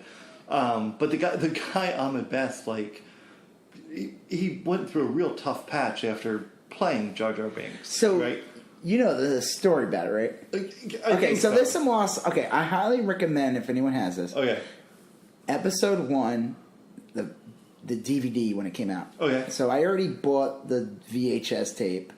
Even though I hated the movie, or disliked it. Not hated it, disliked it, because I still saw it a bunch of times. And if it was on TV, I'd probably still have it playing in the background. Me too. So, you know, the Me Too movement supposedly came from Episode 1. Little known fact. Yeah, sure. You know when they say, like, George Lucas raped our childhood? Oh, You ever hear that? You ever hear people say that when Episode 1 came out? Yeah. I always thought that was the dumbest thing I ever heard. I was like, well, you had to live the best childhood. And I'm not saying like a child who was like raped or hurt or anything. I'm just saying like you must have lived a life as a child where you got to go to places and everything was given to you. That Episode 1 that's the deal breaker ruined your childhood. What kind of narcissist or like perfect life you live that a movie ruined your child? Like this movie, you don't own this movie. Yeah, and even look, let's say Episode 1's legitimately bad, which I think it is. That all that would really do to me is make me like think what an awesome childhood I had, right? Because like, you got good Star Wars movies, the good ones, right? I mean, like, but like when they say things like Lucas is raping my childhood, I'm like, what upper middle class or like life are you living? Like that are you Kevin in Home Alone where you live in this giant house? Like the fancy house, and like I always thought that was the most ridiculous statement I've heard anyone make. Right. It's like over dramatic. I'm like, you could just see the movie's bad. Oh yeah, and it is. It's not a great movie. Or you could just say, like, I see like people who like overreact to the new ones, the Disney ones, and they say like I highly recommend watch the reviews, and I don't highly recommend you listen to him because he's a douchebag. Yeah, Ben Shapiro. Oh, he is a colossal douchebag, yes. I highly recommend you watch his reviews of the Star Wars movies. Really? Because he sounds like such an asshole. Oh, is he? He's like, I don't like what Disney's doing. I don't like this. Taken from my childhood. They're taking from me. They're taking their nostalgia. They're using my nostalgia. My childhood. Mine. And he says it like, it's all about him. It's all about him. And it makes sense when it's politics. Like, it's all about him. Right. You know, it's like the selfishness. And I'm like, wow. Yeah. Like, get over yourself, buddy. Right. Disney owns this, and if they want to make fucking movies, let them make them. If you like them or not, don't fucking watch them. That's the free market. Yeah. They'll make them as long as they make money. Hey, buddy who pushes the invisible hand of the free market. Right. Guess what? Disney bought these. The free market decided. Right. And guess what? They're going to make these movies. And when the free market... And guess what? Now they said they're slowing down on the movies. You know why? Because the free market has decided. 100%. So that's it. Right. I wanted to say that. I remember watching those reviews just for like the. I never saw those. Well, why would you? I don't know why. I was like watching these videos on YouTube. It's like if you watch somebody on YouTube that like might say something negative about something. Yeah.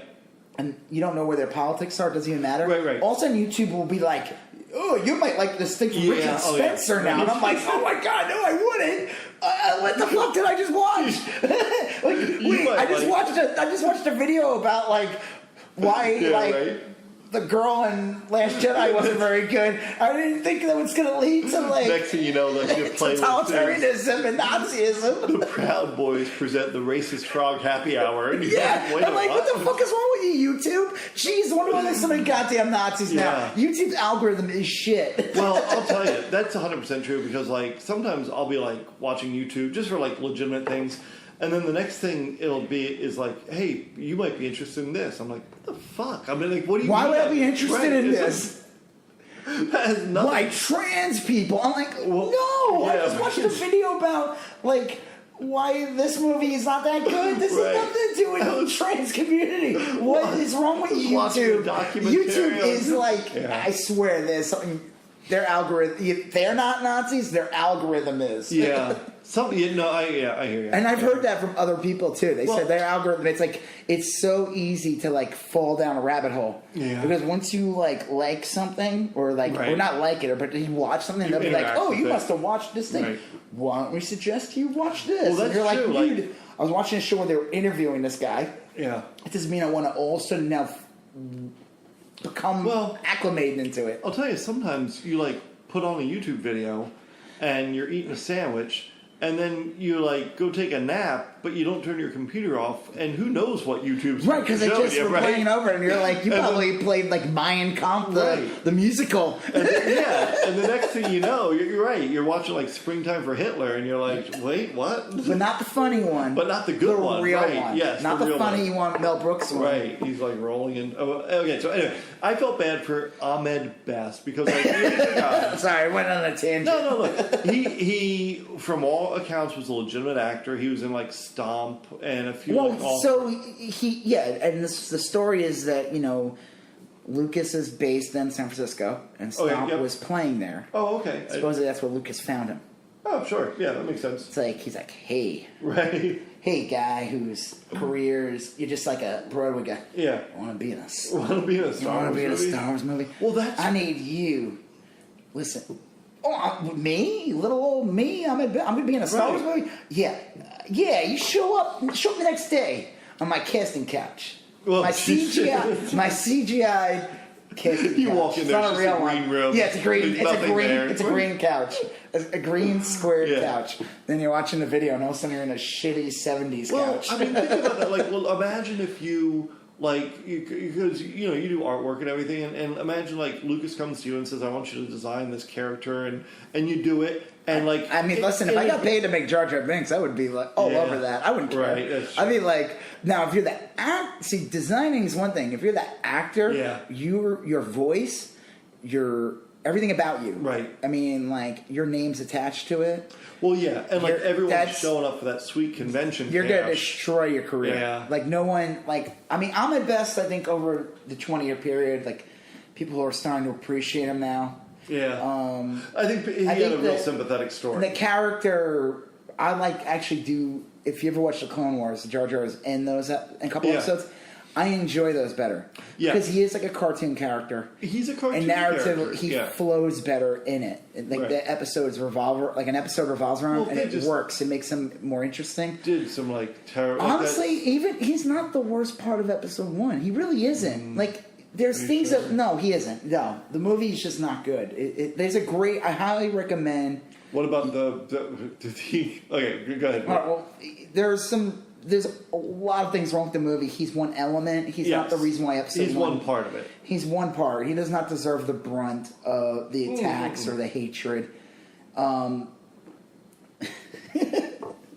Like, why? Like, I remember seeing the movie, and I remember reading the criticism, and they said, with the voices of the aliens, it was the most bizarre thing, because there are so many stereotypical voices. Yes. And I made a joke and said, well, this is, you know, to my one friend who wanted everything to look old. I'm like, well, I guess that's where Lucas listened to you. He made everything look like a Step and Fetch It movie from the 40s. Right. Where, like, the bad guys, the Trade Federation guys, they sounded like very stereotypical Asian dudes.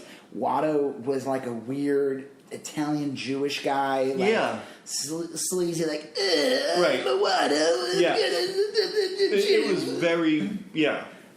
I can make that joke. Well, like, don't you dare! Don't you think someone like because that's the first thing I thought when I saw especially it opens up with the Trade Federation people, and I'm like, this. How did no one said anything? Like, no, hey, they must have all been scared of Lucas. Everyone, they were all yes men, and that's why I said I highly recommend you watch the DVD the DVD episode 1. It came with a documentary, the making of it.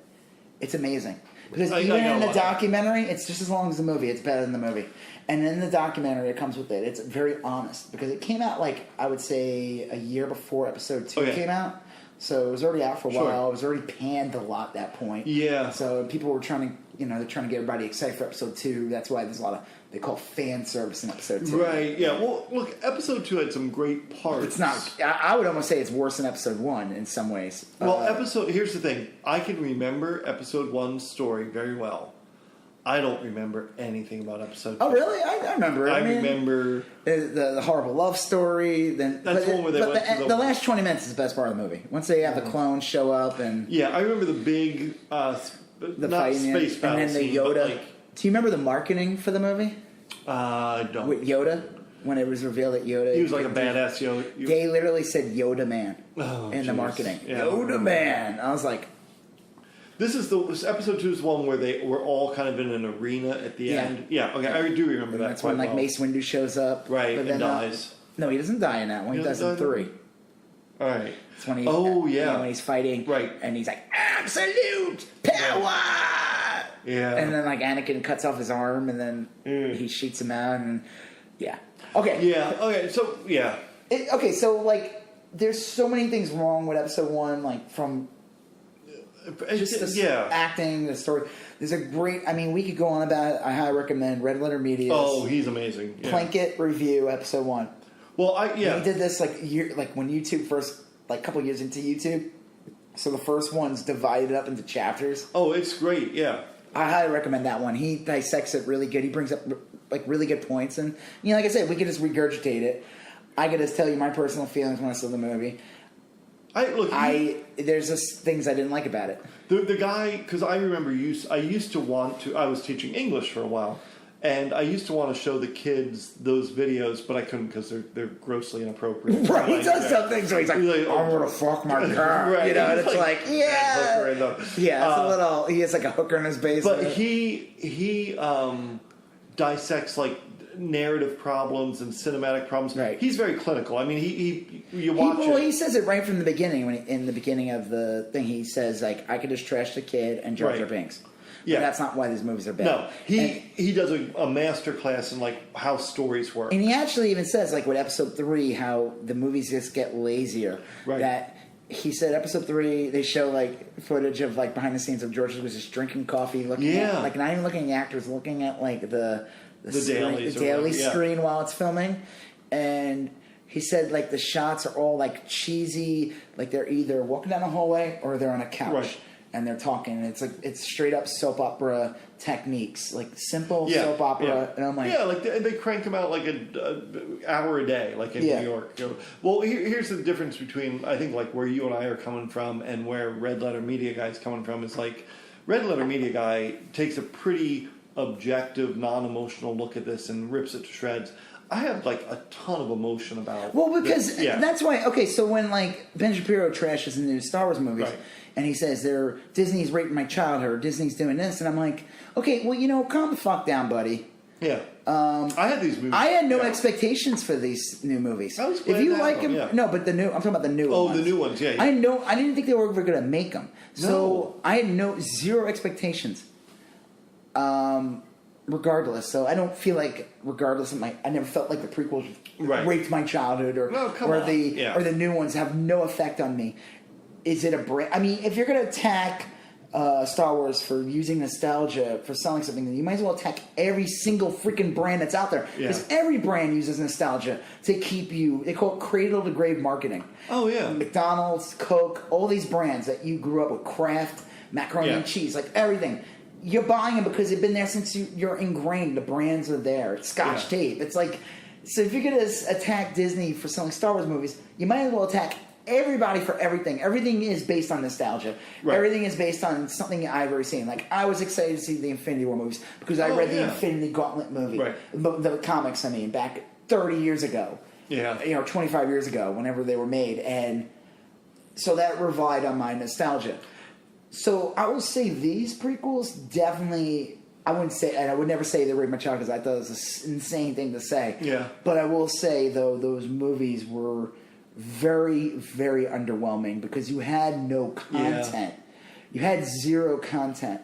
Well, for like, it was just those 3 movies, and that was it, and then some books. Yeah. So they didn't show you anything that you didn't already know. I mean, they filled in some minor details like, oh, Anakin grew up on a. There were some things, but like the Sith was already established in something else. Episode 1 is a pointless movie too. Right. By making it 10 years in the past, 10 years earlier than the other movies, you basically make it like non-essential to watch. You could literally just watch. I heard the theory is watch Star Wars, Empire Strikes Back. Okay. Episode 2, Episode 3, Return of the Jedi. So don't even watch Episode 1. Yeah, I can see literally that. Start Episode 2 and 3 because when Anakin says, I'm your father, and then it's like, oh, cool, that makes sense. And you go back and you look and you see how did Anakin turn. And that works as a good flow.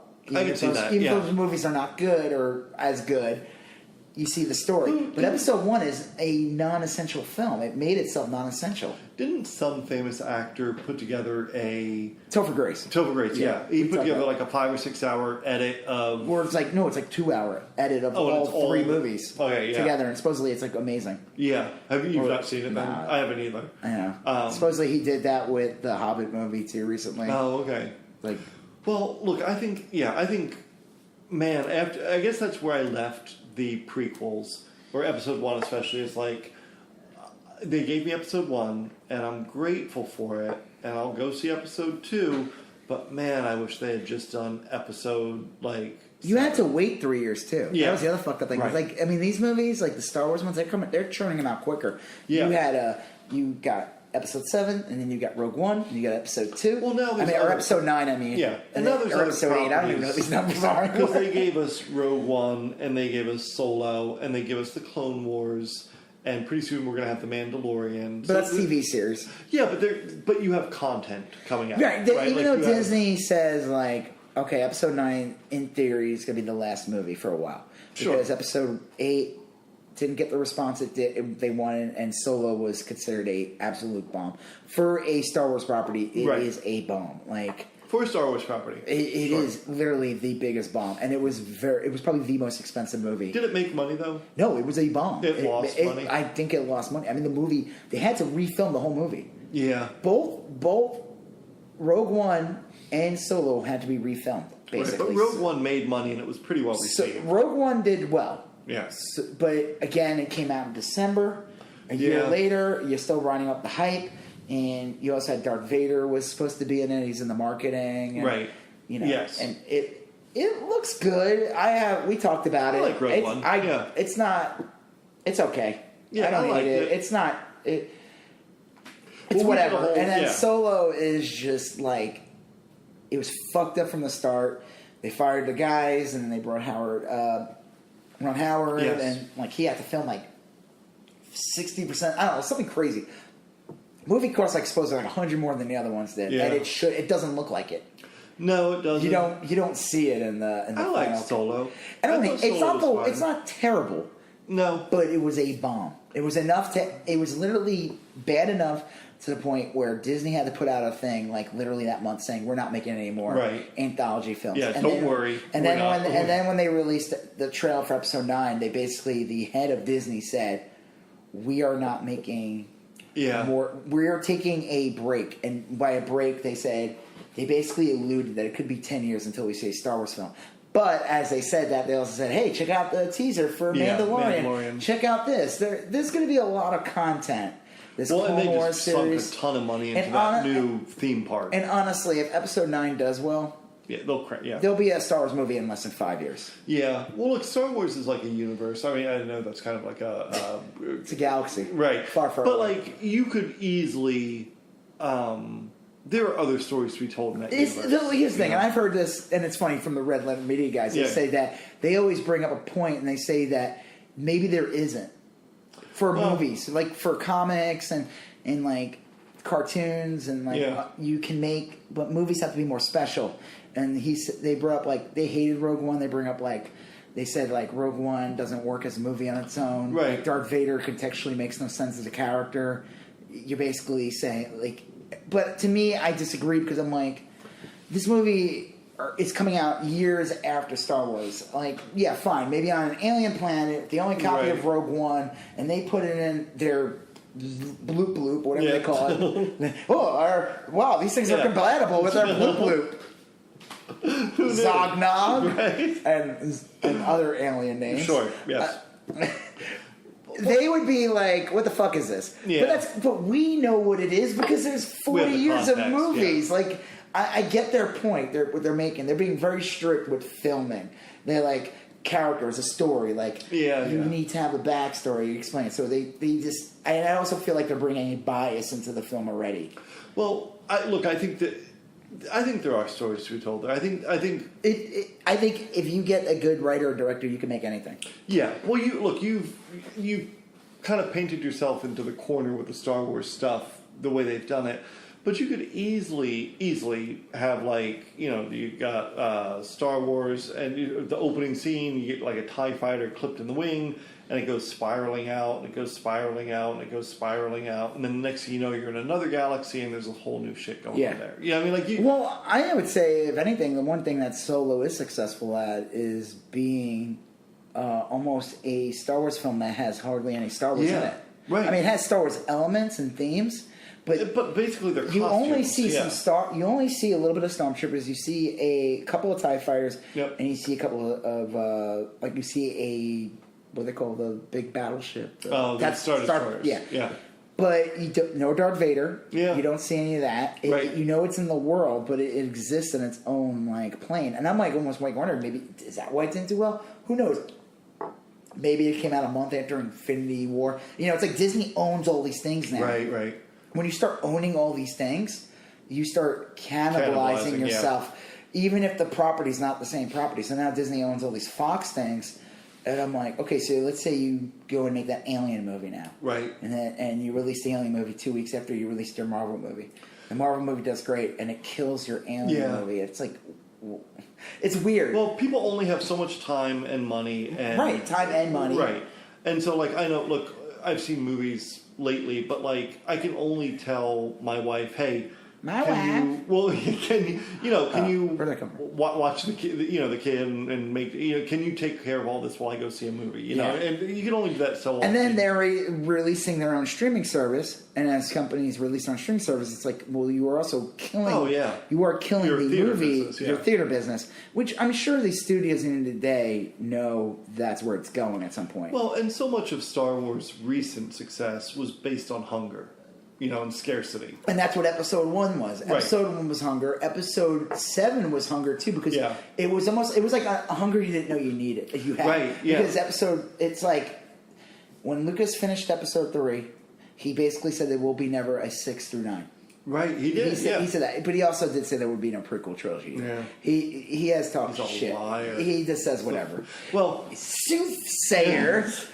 But look, but Solo came out during a period of there's an abundance of Star Wars. Well, stuff. at that point, you had episode 7. Yep. Rogue One, episode 8, and now. And you knew Han Solo. another. Yeah. That is 4 movies in less than 3 years. Yeah, they got greedy. That's too much. Now, people I remember one of the directors or producers tweeted something like, if Solo came out in December, would have done better. Maybe, but maybe not. Right? Maybe it was almost better they put it out in May, because then people would forget. Yeah. Look, Solo just. It was gonna bomb no matter what. Yeah. It was gonna bomb, and it had bad buzz. It had bad buzz. It was like a kind of buzz you can't save. Well, and you recast Han Solo. That part didn't bother me. I didn't really. I've seen things that get recasted. I could survive. I'll survive. I have those other movies I can watch. Yeah, I'm just surprised too that they went back to a prequel when the prequels had done so poorly. And the thing is that the side stories were all prequels. Yeah. But the prequels, remember, they did poorly. I know what you mean. Yeah, on awards and all that. Yeah. But they still made money. They made money. But that was one of my huge problems with episodes 1, 2, and 3 is that we knew what was going to happen. Like you said, the guy you talked to, they had no agency. They were just reenacting. I didn't talk to him. I watched a video I watched. But we knew what was going to happen. He said the acting is not well in the character. The problem. Keira Knightley though. Yeah, Keira. I know. I love that she is actually in episode 1 a lot. Oh yeah. And actually, another famous person's in episode 2 as her Amidala. She's the one who dies in the beginning. Is it Emily Blunt? It's really? a famous actress. Oh, that's funny. She's the one that dies in the beginning. And I love it too because she's like, "I failed you, Amidala," and it's like, no, you kind of actually did your job. You were the decoy, and you died. So it's you're promoted. I remember seeing episode 1, and I was very confused as the Keira Knightley, Natalie Portman dynamic. And I remember, and again, I read up on these things. I was getting the stupid Star Wars magazine every month, so they would have the little little spoiler things in there. So when I saw the movie, there were a lot of things I wasn't really 100% surprised with. Right, it made sense to you, but I didn't follow it. My favorite was someone posted this. It was 20th anniversary of Star Wars toys being released in the end of March. And people posted pictures of and I was there too, of all of us going in there, buying all these stupid figures, that ended up being worth diddly squat. Because they had made so many of them, and because they're not loved. Well, and you know what's they got to be loved too. Some Star Wars stuff is really held up in value, and the originals, and then there's a couple of things that throughout the new stuff that. Yeah. But they're always original trilogy stuff. Well, I thought, and I would have sworn to these would have been very valuable, but I have a complete set. Ooh, I'm getting excited already. You already said complete set. Of all 3 original movies, the Burger King glasses when they came out. Now, you could probably get a good $3 each for them. About. Seriously. Maybe 4 if you're good. If you get I would have sworn to you, because that was a long time ago. I remember as a kid, maybe it wasn't it was Burger King glasses. Burger King. It was, or McDonald's, they both did them. Okay, I think it was Muppet Movie. I remember breaking the glass and stepping on when I was a kid. No. And I have a very good memory of that. Not a good memory, a bad memory. They did 4 of the original, and then 4, and then 4. And we had 2 sets of each, and one of our C-3PO glasses from the original run the Star Wars one, Yeah. and it was an orange glass with C-3PO and R2-D2, had a defect in the glass. So then there was a hole kind of made into the glass. It wouldn't hold water. Literally, it was the word. Right, and I even Googled that. I was like, maybe that's like a stamp. It's called a factory fuck up. Yeah. And The these glass. things, those cups or glasses are worth very little. I mean, like you could maybe get $30 or $40 for a complete set. And it would have to be in really good condition. Right. Yes. Yeah. Well, glasses. The amount of work you would have to do to send those, and then people they're like, I'll buy it if you give me free shipping. Then you send them, and you realize you just spent half your money shipping I'll tell them. you, there's a great band that's not hugely popular over here called the Manic Street Preachers. Okay. And I had probably like 30 Manic Street Preachers T-shirts. Very rare ones. Some of them brand new, never been worn, right. tagged still. Some of them very worn. But Manic Street Preachers overseas are like a kind of a cult band, and they're very whatever. So when we moved to Texas, I was like, I'm going to sell them, and I put them up on Facebook, and within moments, like literally 3-4 seconds later, I had like half a dozen people offering to buy them, and they bought them for a good amount of money. I spent more to ship them than I lost money on the I learned over time, especially because I sell a lot of art online. Shipping is overseas. I mean, even to Canada is ridiculous. To Canada, it's insane. Yeah. Mexico, even more expensive. Well, it's people ridiculous. in England and Wales and they're the only ones that care about Manic Street Preachers. And I remember sitting there at the post office saying like, "Are you?" Well, I would have wrote them and be like, "Hey, you want this? You owe me another $10. I'm not sending this to you." I did because they know. They're not stupid. They conned your ass. This one was very nice, and I was like, "Look, it's going to cost X amount to ship," and I was like, "I got to figure out a better way to ship it to you." And she's like, "I'll make up the difference," and she paid the extra for it. Good. And that's rare. I remember selling. You go ahead. She's from a charity. She was auctioning these off at a charity or whatever. She's very nice. I'm glad I did it. But my heart sunk. I was like, I'm gonna fucking lose money on this. I remember years ago. I learned this the hard way. Yeah. This is obviously not talking about Star Wars. Right. Yeah. It was a World Wrestling Federation book that I got from my job, and I sold it for like $25 to a guy in Australia. Okay. This is like 18 years ago. Sure. And I didn't know this at the time. And I don't think I might have charged him like $3 for shipping. I didn't know. Wow. Right. And it was like a tabletop book. So we're talking like, what do they call those? Coffee table book. Coffee table book. So it was huge. Yeah, it weighed like over a pound. And I remember sending it to the guy, and he was such a fucking dick about it. I was like, dude, it costs like $27. He's like, well, mate. Crikey. Yeah, I didn't talk to him on the phone. I just assumed that. Dingo ate your shipping. Yeah. He's like, you have to deal with it, I guess. And I was like, I mean, I sent to him, but, I took like 3 months to send to him. Yeah, right. I hope all the snakes eat you. Yeah, all those 15-foot spiders that live in Australia. Did you secretly put a curse on Steve Irwin back then? No. I didn't know who he was at the time.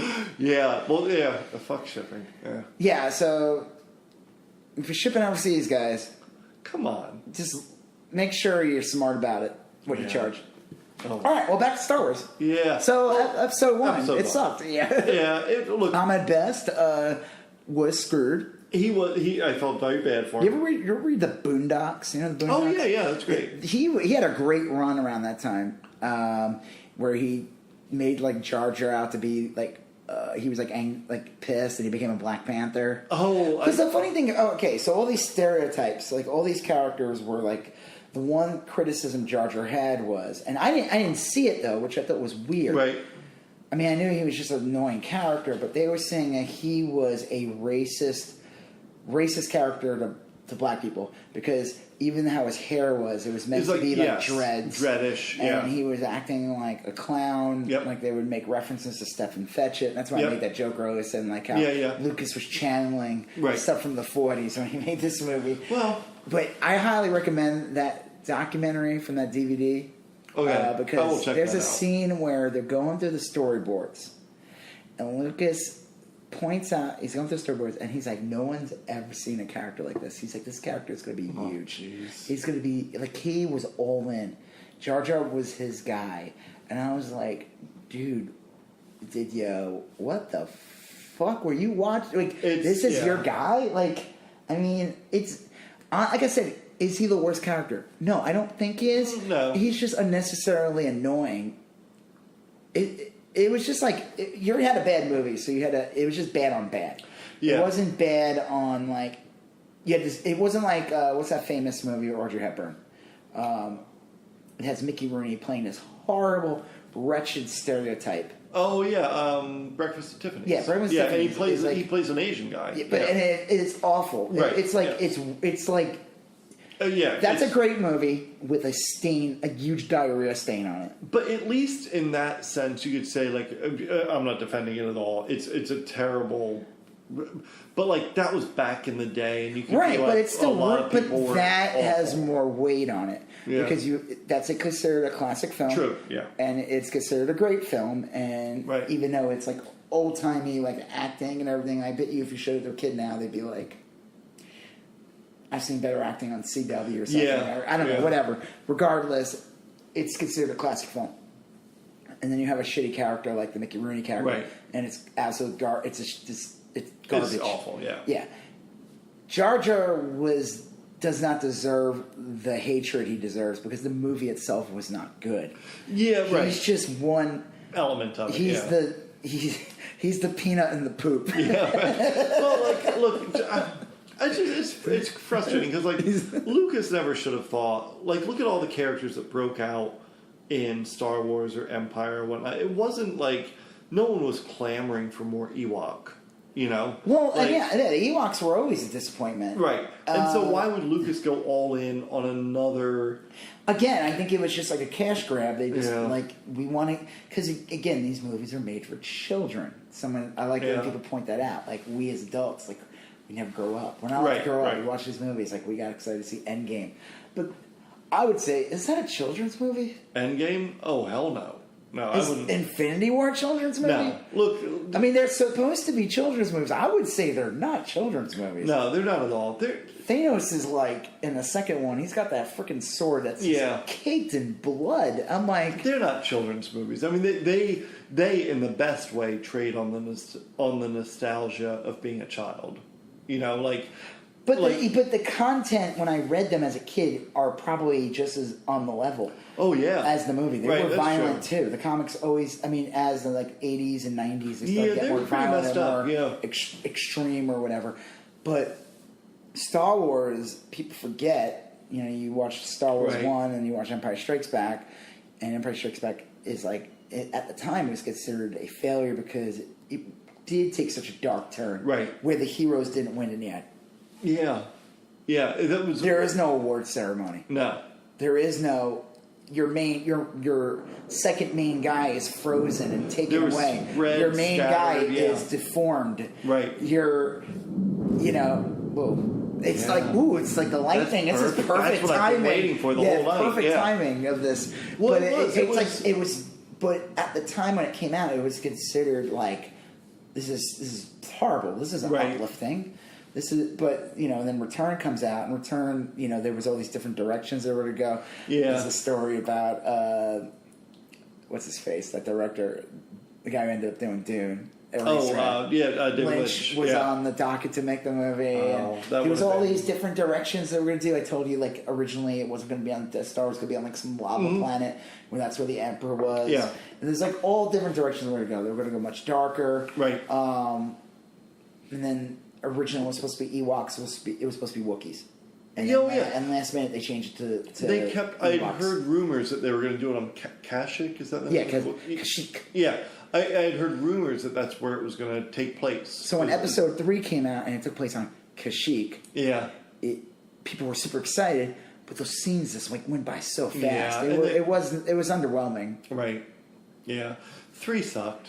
I like 3 better than the other 2. Because at least at this point, you know where it's going. There's a direction. And what's-his-face is great. He's great in those movies, Hayden McDermott. Christensen. Hayden Christensen. No, Right. no, Ian McDermott's great in those movies. Yeah. With whatever, he gets the best dialogue, and he gets, like, I forgot they said, like, he's the one with an arc. He's the one who actually has an arc. So you see it in episode 3. He has an arc, and he's the one. He gets the best lines. I mean, he's super ridiculous towards the end. He gets really super campy. My little green friend. Like, he gets like super goofy, and he's like the part when,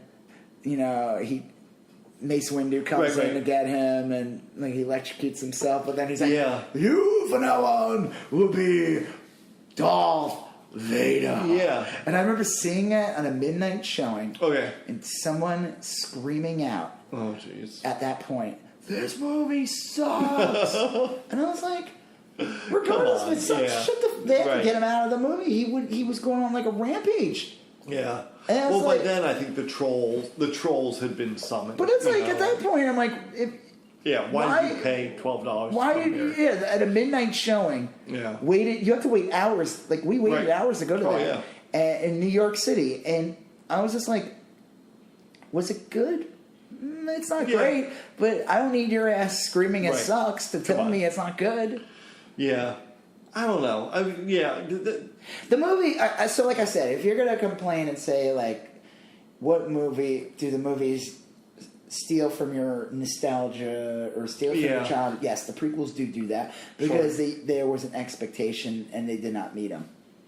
Yeah, they promised something they couldn't deliver, and it's almost not their fault because my little second, third grade brain had built such a expectation for what these movies were going to be. But here's the other problem too: you were an adult when you saw the movies. Yeah. So you saw the movies as an adult, and you were expecting adult movie, not adult film. Yeah. I don't mean like around Jeremy shows up. Right. As but it's funny you say that because, like, look, when I was a kid, I grew up on. Remember the Electric Company? Yep. The Sesame Street and the Electric Company Spider-Man. Yep. The one that never talked and the one that and then I remember seeing the Nicholas Hammond Spider-Man, and those were childish iterations of Spider-Man. Yeah. And so by the time Spider-Man came around, when I was an adult, it met me at the age at which I met it, and it was great. But what I liked about it was not juvenile. Right, exactly. Like it was a serious film. Yes. I mean, serious as a man who gets spider powers. Right. But Sam Raimi took it seriously. Yes. He cared about it. Same thing with Avengers, like that. They take it seriously. There's a lot more jokes in it. Yes, but it met me as an adult. And Star Wars, I had last seen Star Wars 20 years earlier or whatever, and I came back to Star Wars, and I don't think it grew with me. I don't think it met me. You talking about Star Wars, the first one? Yeah, the Star Wars I saw as a kid, and then the next thing I know, I'm like watching Jar Jar Binks step in Gungan shit. That's what I mean. Yeah, he's like, and the thing farts, and he's like, "Oh, these are cool." Yeah. And it didn't meet me as an adult anymore. I was like, well, that's the problem. Yeah, it was like they were concerned about making, because in their mind, and they should have put a disclaimer to all the adults that were actually excited to see it. And what they do, making kids. And what do? They do this stupid thing where they insult the audience. I always love when they do this. They kind of did this with Ghostbusters too. Yeah, where it's like the people are making fun. They're like, well, we'll just make fun of the people who. Oh, maybe you should just move out of your parents' basement. And it's like, like, get the fuck out of here. Most of the people don't live in their parents' basement. Right. They're working jobs, and they're taking the hard-earned money, and they're taking to see the movie, and now you're shitting on them for basically keeping your property alive for longer than any property deserves to be alive for. Yeah, they're showing up here to pay your bills. Right? But they also kept it alive. Yeah. They're the reason why you're making a prequel. Yeah. They're the reason why you got to sell your company for $4 billion. Yeah. I mean, is it easy to shit on people? Yes, it is. But that's lazy. I mean, that's incredibly lazy. That's like living in a bubble. Like, I'm not going to defend people who shit on something, but I'm also not going to defend people who like shit on the fans. Right. That like are the ones carrying it. They're keeping it alive way longer. They talk about like copyright laws and all these things, and like how the joke is that like things like Sherlock Holmes and I think stuff like that they didn't survive, but like Disney has like a lobby for things. Yeah. Oh, they do. Yeah. Disney goes hard on that. Yeah. Like Mickey should have been in open domain like 40 years ago. Yeah, 40 years ago, something crazy like that. So you have like And that's the same thing with all these other properties. But the thing is, what keeps these properties alive are those fucking people that you gave to them as a child, and they're holding on to it. And you could say, like, or some of them maybe live in their parents' bed? Maybe. But I would say a lot of them have kids, wives, husbands. They have jobs, well-paying jobs. Some of them got into the creative industry because of this. Yeah, they were inspired to be involved creatively. So to do something like and start shitting on people, saying like, "Oh, you didn't like my movie because you're a man baby that lives in your mom's basement." Yeah, I'm like, that's come on. That's just like I'm not like, "Oh, you're Rob. You're taking this personally." I'm like, "Well, no. I'm just saying like you're." It's like meet people in the middle. Yeah. Acknowledge you made a bad movie. Right. Yeah, and I think it was bad for the reasons we said. Like Harry Potter grew with its audience. And well, I mean, the thing is, it could be said. Well, I'm not going to get into it. Never mind. Okay, yeah, Harry Potter. Like, Batman grew with its audience. A lot of movies grow with their audience. The Star Wars prequels didn't do that. Well, I think by episode 3, they learned from a lot of their mistakes, but the damage was already done. That it didn't make the same money that episode 1 did. Right. And episode 1 came with such goodwill built in. Episode 1 had this insane tie-in with Pepsi, where Pepsi owned KFC, Pizza Hut, and Taco Bell. Brands, and they did these insane, where each fast food place was a planet. Oh, so it got people to go in. Yeah. So like, you could only get these toys or these posters from Pizza Hut, and that was like Planet Coruscant. Yeah. And like Nab, it was ridiculous. But I vaguely remember this. But it ended up being a massive bomb for young brands. Yeah. They lost so much money on it. I can see that. Because they probably went in real hard, and like they're like, yeah, it's gonna be huge. But they spent so much money. They had like crazy ads for it too, like high production ads where like the fucking Colonel had a lightsaber or something. I don't know. I just remember watching these commercials, and. Yeah, the movie just came in, and again, it's like, if you waited 3 months to watch that movie and you saw that film, would you just kill yourself at that point?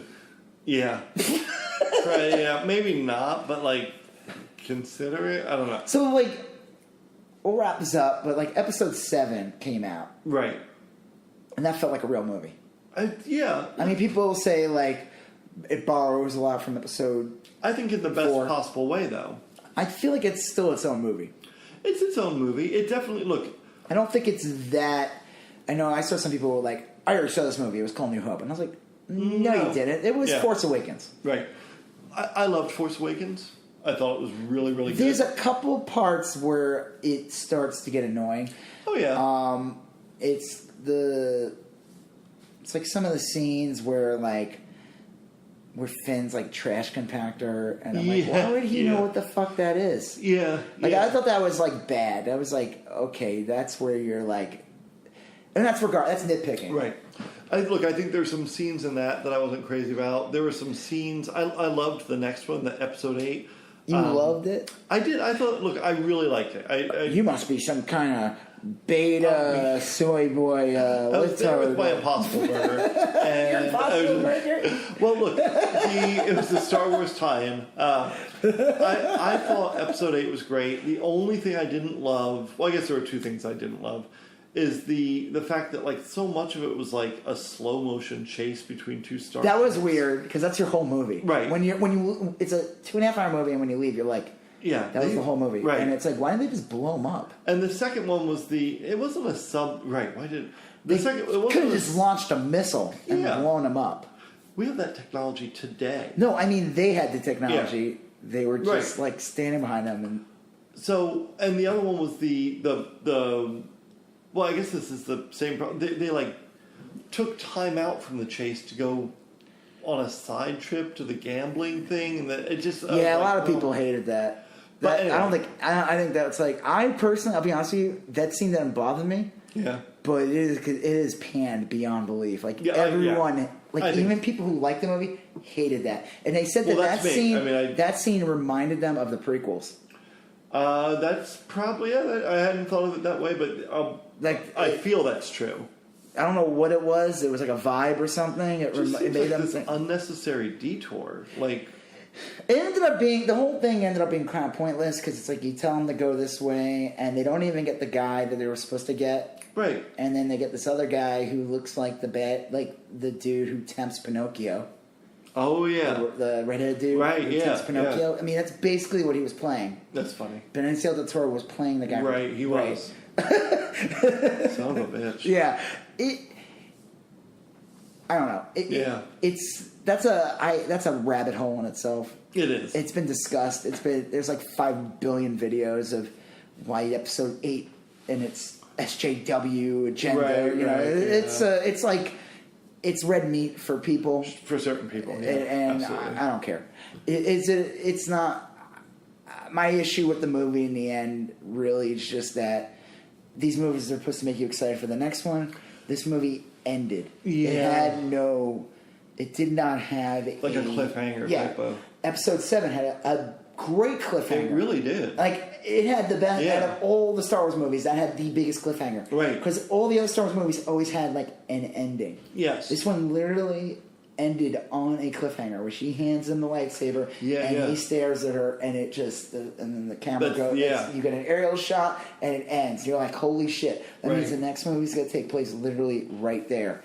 And you didn't get that. Yeah, that's disappointing. It was bizarre. And then that is weird. And this one just because even with Empire they gave it an ending, it still had a cliffhanger. It left things open. You knew they're gonna have to go save Han. You knew there was the next stuff. This one was just like, I don't know what the hell. Yeah. Like what's next? I don't get it. I don't know what's next. And I'm not supposed to be spoon fed it. I'm saying like as a narrative, as an audience, like. Yeah, you make these movies. They're serials. They're designed to get they're you. Supposed to even work a certain way. We just saw Endgame. Endgame is considered a closure, but just like any comic book, when there's a closure, they open. You could rewatch it, and you see 500 doors they opened up for other stories. Yeah, this movie had there's some doors, but they're very slight. Well, that was the beauty of Endgame is that you saw the beginning of like 10 different stories. Yeah, it was a definitive ending. For some characters and for the storyline. It did all the things it needed to do to end one story. Yeah. And man, it provided really compelling beginnings to a whole bunch of things. I just want to say this here because I can't believe our Mantis. That's it. We finally got it right. The name, the name Mantis. Because I'm on for the last like 3 or 4 other names. We have Bug Girls might have been going Mantis. With, yes, Mantis. Good. We corrected it. Right. I love that we live in a world where I got to see the movies that I was promised as a little kid. Isn't that like also kind of? It's like dangerous because it's like we don't get to grow up. Yeah. Like I think of my dad's generation. My dad's like probably thinks I'm like still a fucking child. Right. I do go buy some toys sometimes. I still do these things. I mean. Yeah. I make my living involved with it too. Sure. Yeah, that's a good excuse. Yeah. But at the end of the day, I'm still collecting these things. I'm still getting enjoyment. I'm not like I would like for years. Like I was working for a company, and like I was big into wrestling. Yeah. And then it was getting bad, and I was using the excuse I was working for this company, and I was still watching it. Eventually, I did stop watching it because I wasn't working for the company anymore. But it's just like I'm still not letting go. Yeah. I'm not letting go of my childhood. And these companies, they're like the technology is better. It wasn't there back then. Well, it was like you didn't have that growing up. Yeah. I would say, look, I would be more worried. Like, there are some people that will only... Look, there's some people that only talk about music that came out in the 1980s. Right. That's when they stopped listening to new music. And, they'll never listen to modern music or whatever. And I have a ton of friends that I like very much and respect, but they don't listen to modern music. Right. And I think, like, when you and I talk, I mean, we just as easily would go watch Russian Doll or... Love definitely. Well, I like all different things. I mean, do I like a lot of? I mean, I still read some comics. I still do. I watch Dirt, cartoons. Though, had nothing to. The Dirt was nostalgic. Well, I like. I have a wide taste. Yes. But like I said, it's just like, is there something to be said about? Is it just a distraction? Is it keeping me? Is it pacifying me? That's funny. Like it's like you see everything going on in the world that's horrible, and you see something that Trump does terrible, right? And then, but it's like, okay, well, I got to take a break though from all that. Because this week Endgame comes out, and I got to think about just Endgame, and I'm just gonna have to like push away the politics and what the current events Well, aside, so I could watch the movie about the purple fake monster man. Right. That's going to destroy a fake reality or multiple realities, as we were talking about. I mean, people have been doing that since day one, right? You know, like I like there's a great Simpsons episode where like Burns is there's great things they do with Burns in the Simpsons, especially in the early episodes where he's not just like an evil billionaire. He is like. He knows how to manipulate people. Yeah, he says these things, and one time he's talking to Lisa Simpson, and he starts talking about either sports or whatever it was, and she says something like, "Sports is to pacify me." Right. And Burns is just getting annoyed. He's like, because it's like, no, I need the sports so that I could get away with the bullshit. Right. And Lisa's not seeing that. Yeah. She's like, no. I don't remember that. That's funny. I forgot what episode it was. Yeah. But it's specific, and I'm not butchering the sure. quote. So calm down, Simpson fans who know all the fucking lines perfectly. Man. There's some people who know them perfectly. I'm always like, you either watched it 100 times or you have the photographic memory for the wrong thing. Well, look, there's like a Twitter subculture that has like that communicates only in Simpson quotes. Simpson quotes, Oh, which nice. is But I'm assuming only that. season 1 through 10. They have rules. If you get to start getting into season 11 and 12, you're going to be like, whoa. Right. Whoa, Tiger, what are you doing here? Yeah. But, okay, so, episode 1. Yeah, did I like it? No. Did I kind of love it? Maybe. Yeah, it's complicated. It's as horrible as everyone says it is. Like I said, if it's on TV, I'll watch it. I'll watch it. Yeah. I'm not going to seek it out to put it on. Look, I'll put it on, and the fact that we're talking about it. Yeah, I'll definitely watch it if it's on, and I'll probably get drawn away from it by something I have to do. Right. But you'll probably go back to it. I'll probably go back to it, right? Or I'll go to the Wikipedia page and like reminisce over different things and read up on this. I remember here's Star Wars in a nutshell. I used to get Harper's Magazine, not Harper's Bazaar, but the literary magazine. Okay. And they did this issue, 7-8 years ago, where an archaeologist went to Tunisia and dug up Tatooine.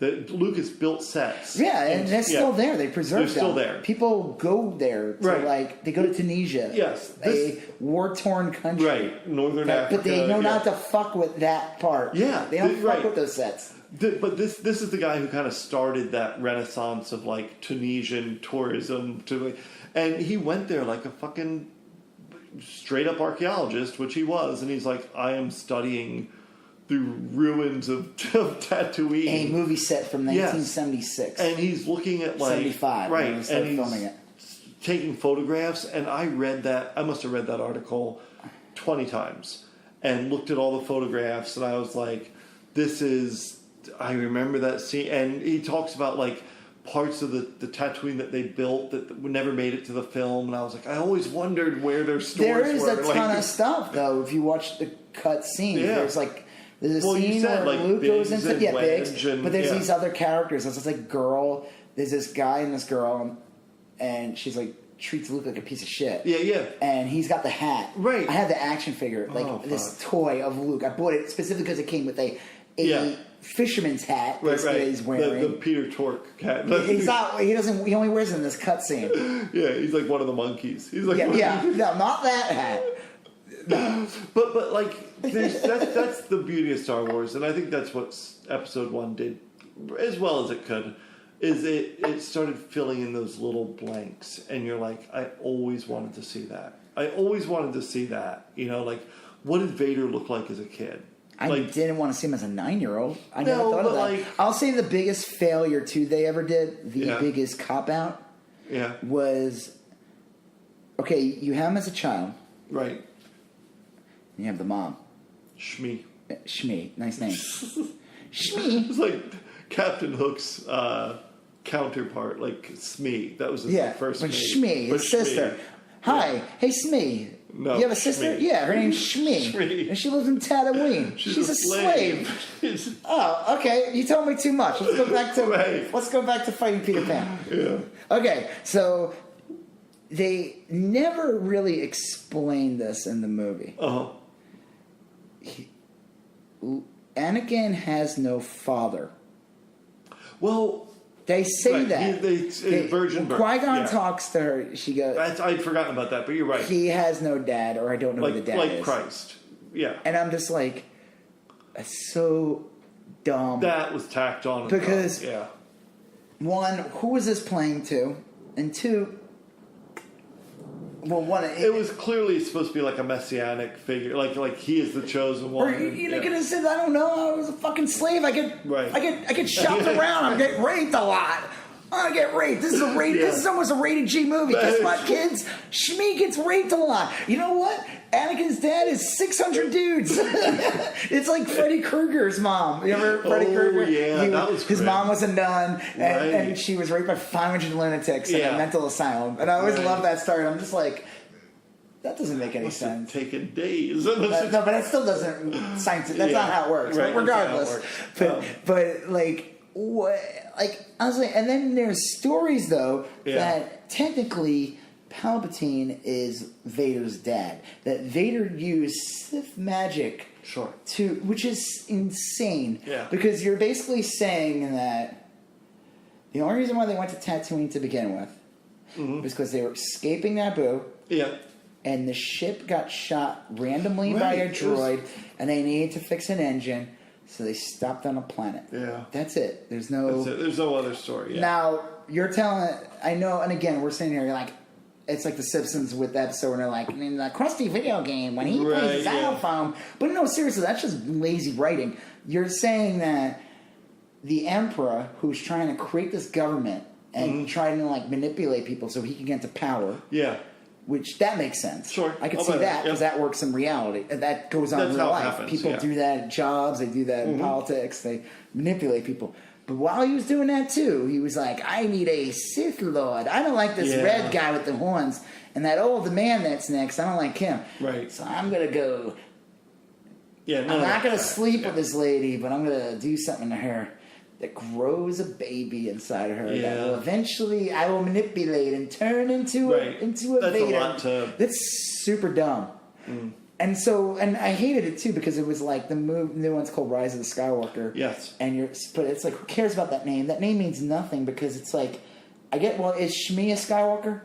So I guess she carries the name? I guess. So then who is her dad? Yeah. Who is her mom? I mean, it's so stupid. There's a lineage there. There's too much. So I think like by having his mom in there, by having his mom in there, you like made it stupid already.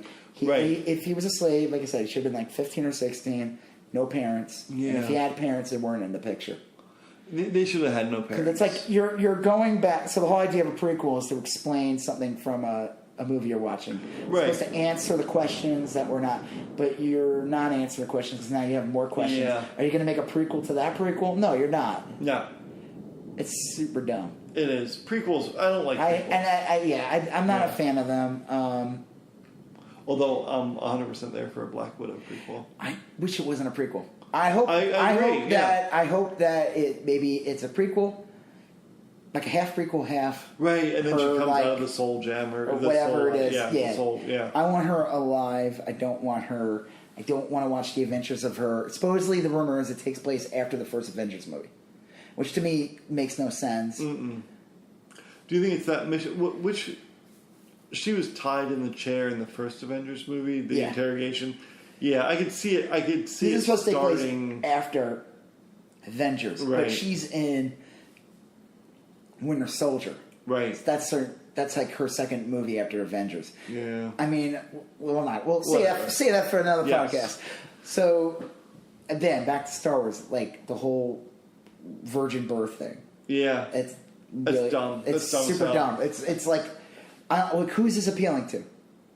Like, I don't even get it. So you're like, are you appealing to Christians? But the guy turns into a baby murderer who basically becomes Space Hitler that kills the entire universe. I think they're trying to build a really grand mythology there, and it's not built. It's not made for that. There's a guy, you should watch his video. I can see if I can find him online. I don't remember his name, but he rewrites the prequels in a way that, like, are they good? Kind of. He makes what he does though. He makes Anakin not the central point of the story. Well, that would make more sense. He's in it, and he does become Vader in the end.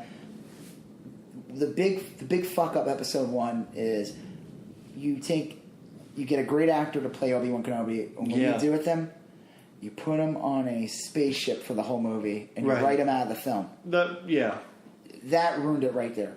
You could have built up his relationship with the kid. Yep. The whole entire movie. Oh yeah. And you could have still had Qui-Gon there. Sure. And you could have you could have had Obi-Wan fighting with Anakin the whole time, or like being a dig, and Qui-Gon's like, Obi-Wan, what did I tell you about your sarcasm? You were a kid, Remember what I said to you when you said hello there? That's like a huge meme. Hello there. Yeah. Well, look, What are we at?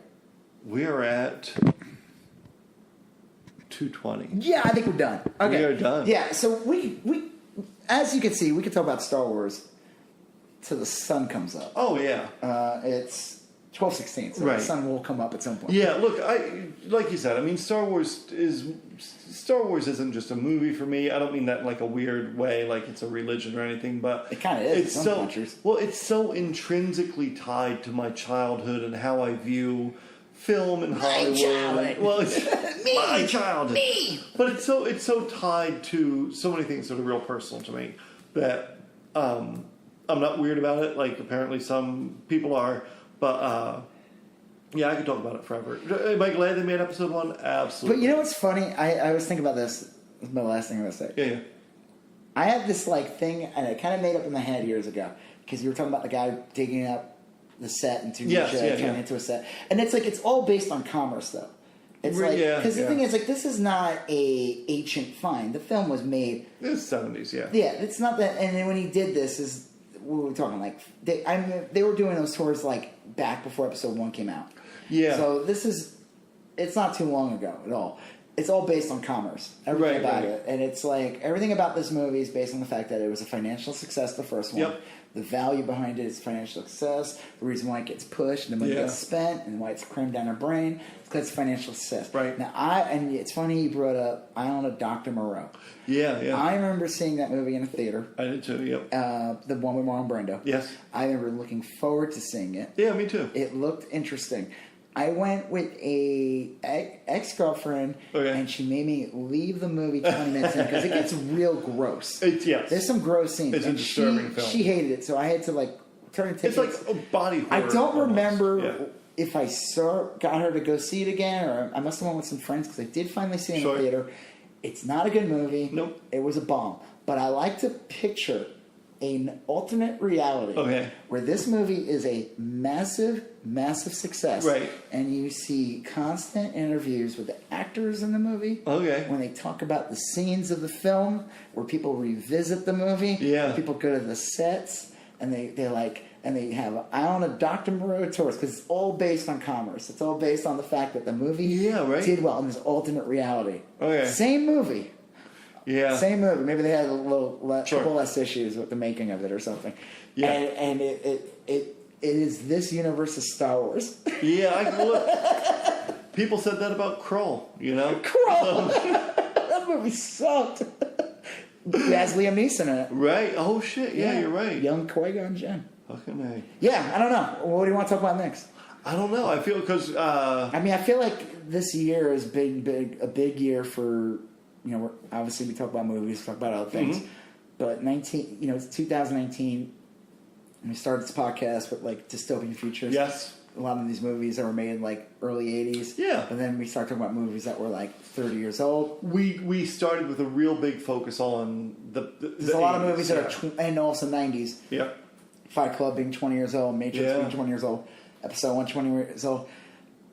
First Batman movie is 30 years old this year. Oh, okay. So you want to do Batman with Nicholson and Keaton? Yeah, we should talk about that. All right. That's a good movie. That's a good movie. It's a legitimately good movie with a good director, Except good cast. Except for one thing I don't like. Robert Wall.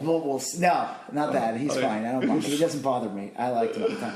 I'm not going to reveal what that is. We'll save it for the next podcast. All right. So I'm Rob Israel. I'm Joseph K. And you're still going on about that. Yay. All right. Thank you for listening to You Still Going On About That with myself, Rob Israel, and Joseph K.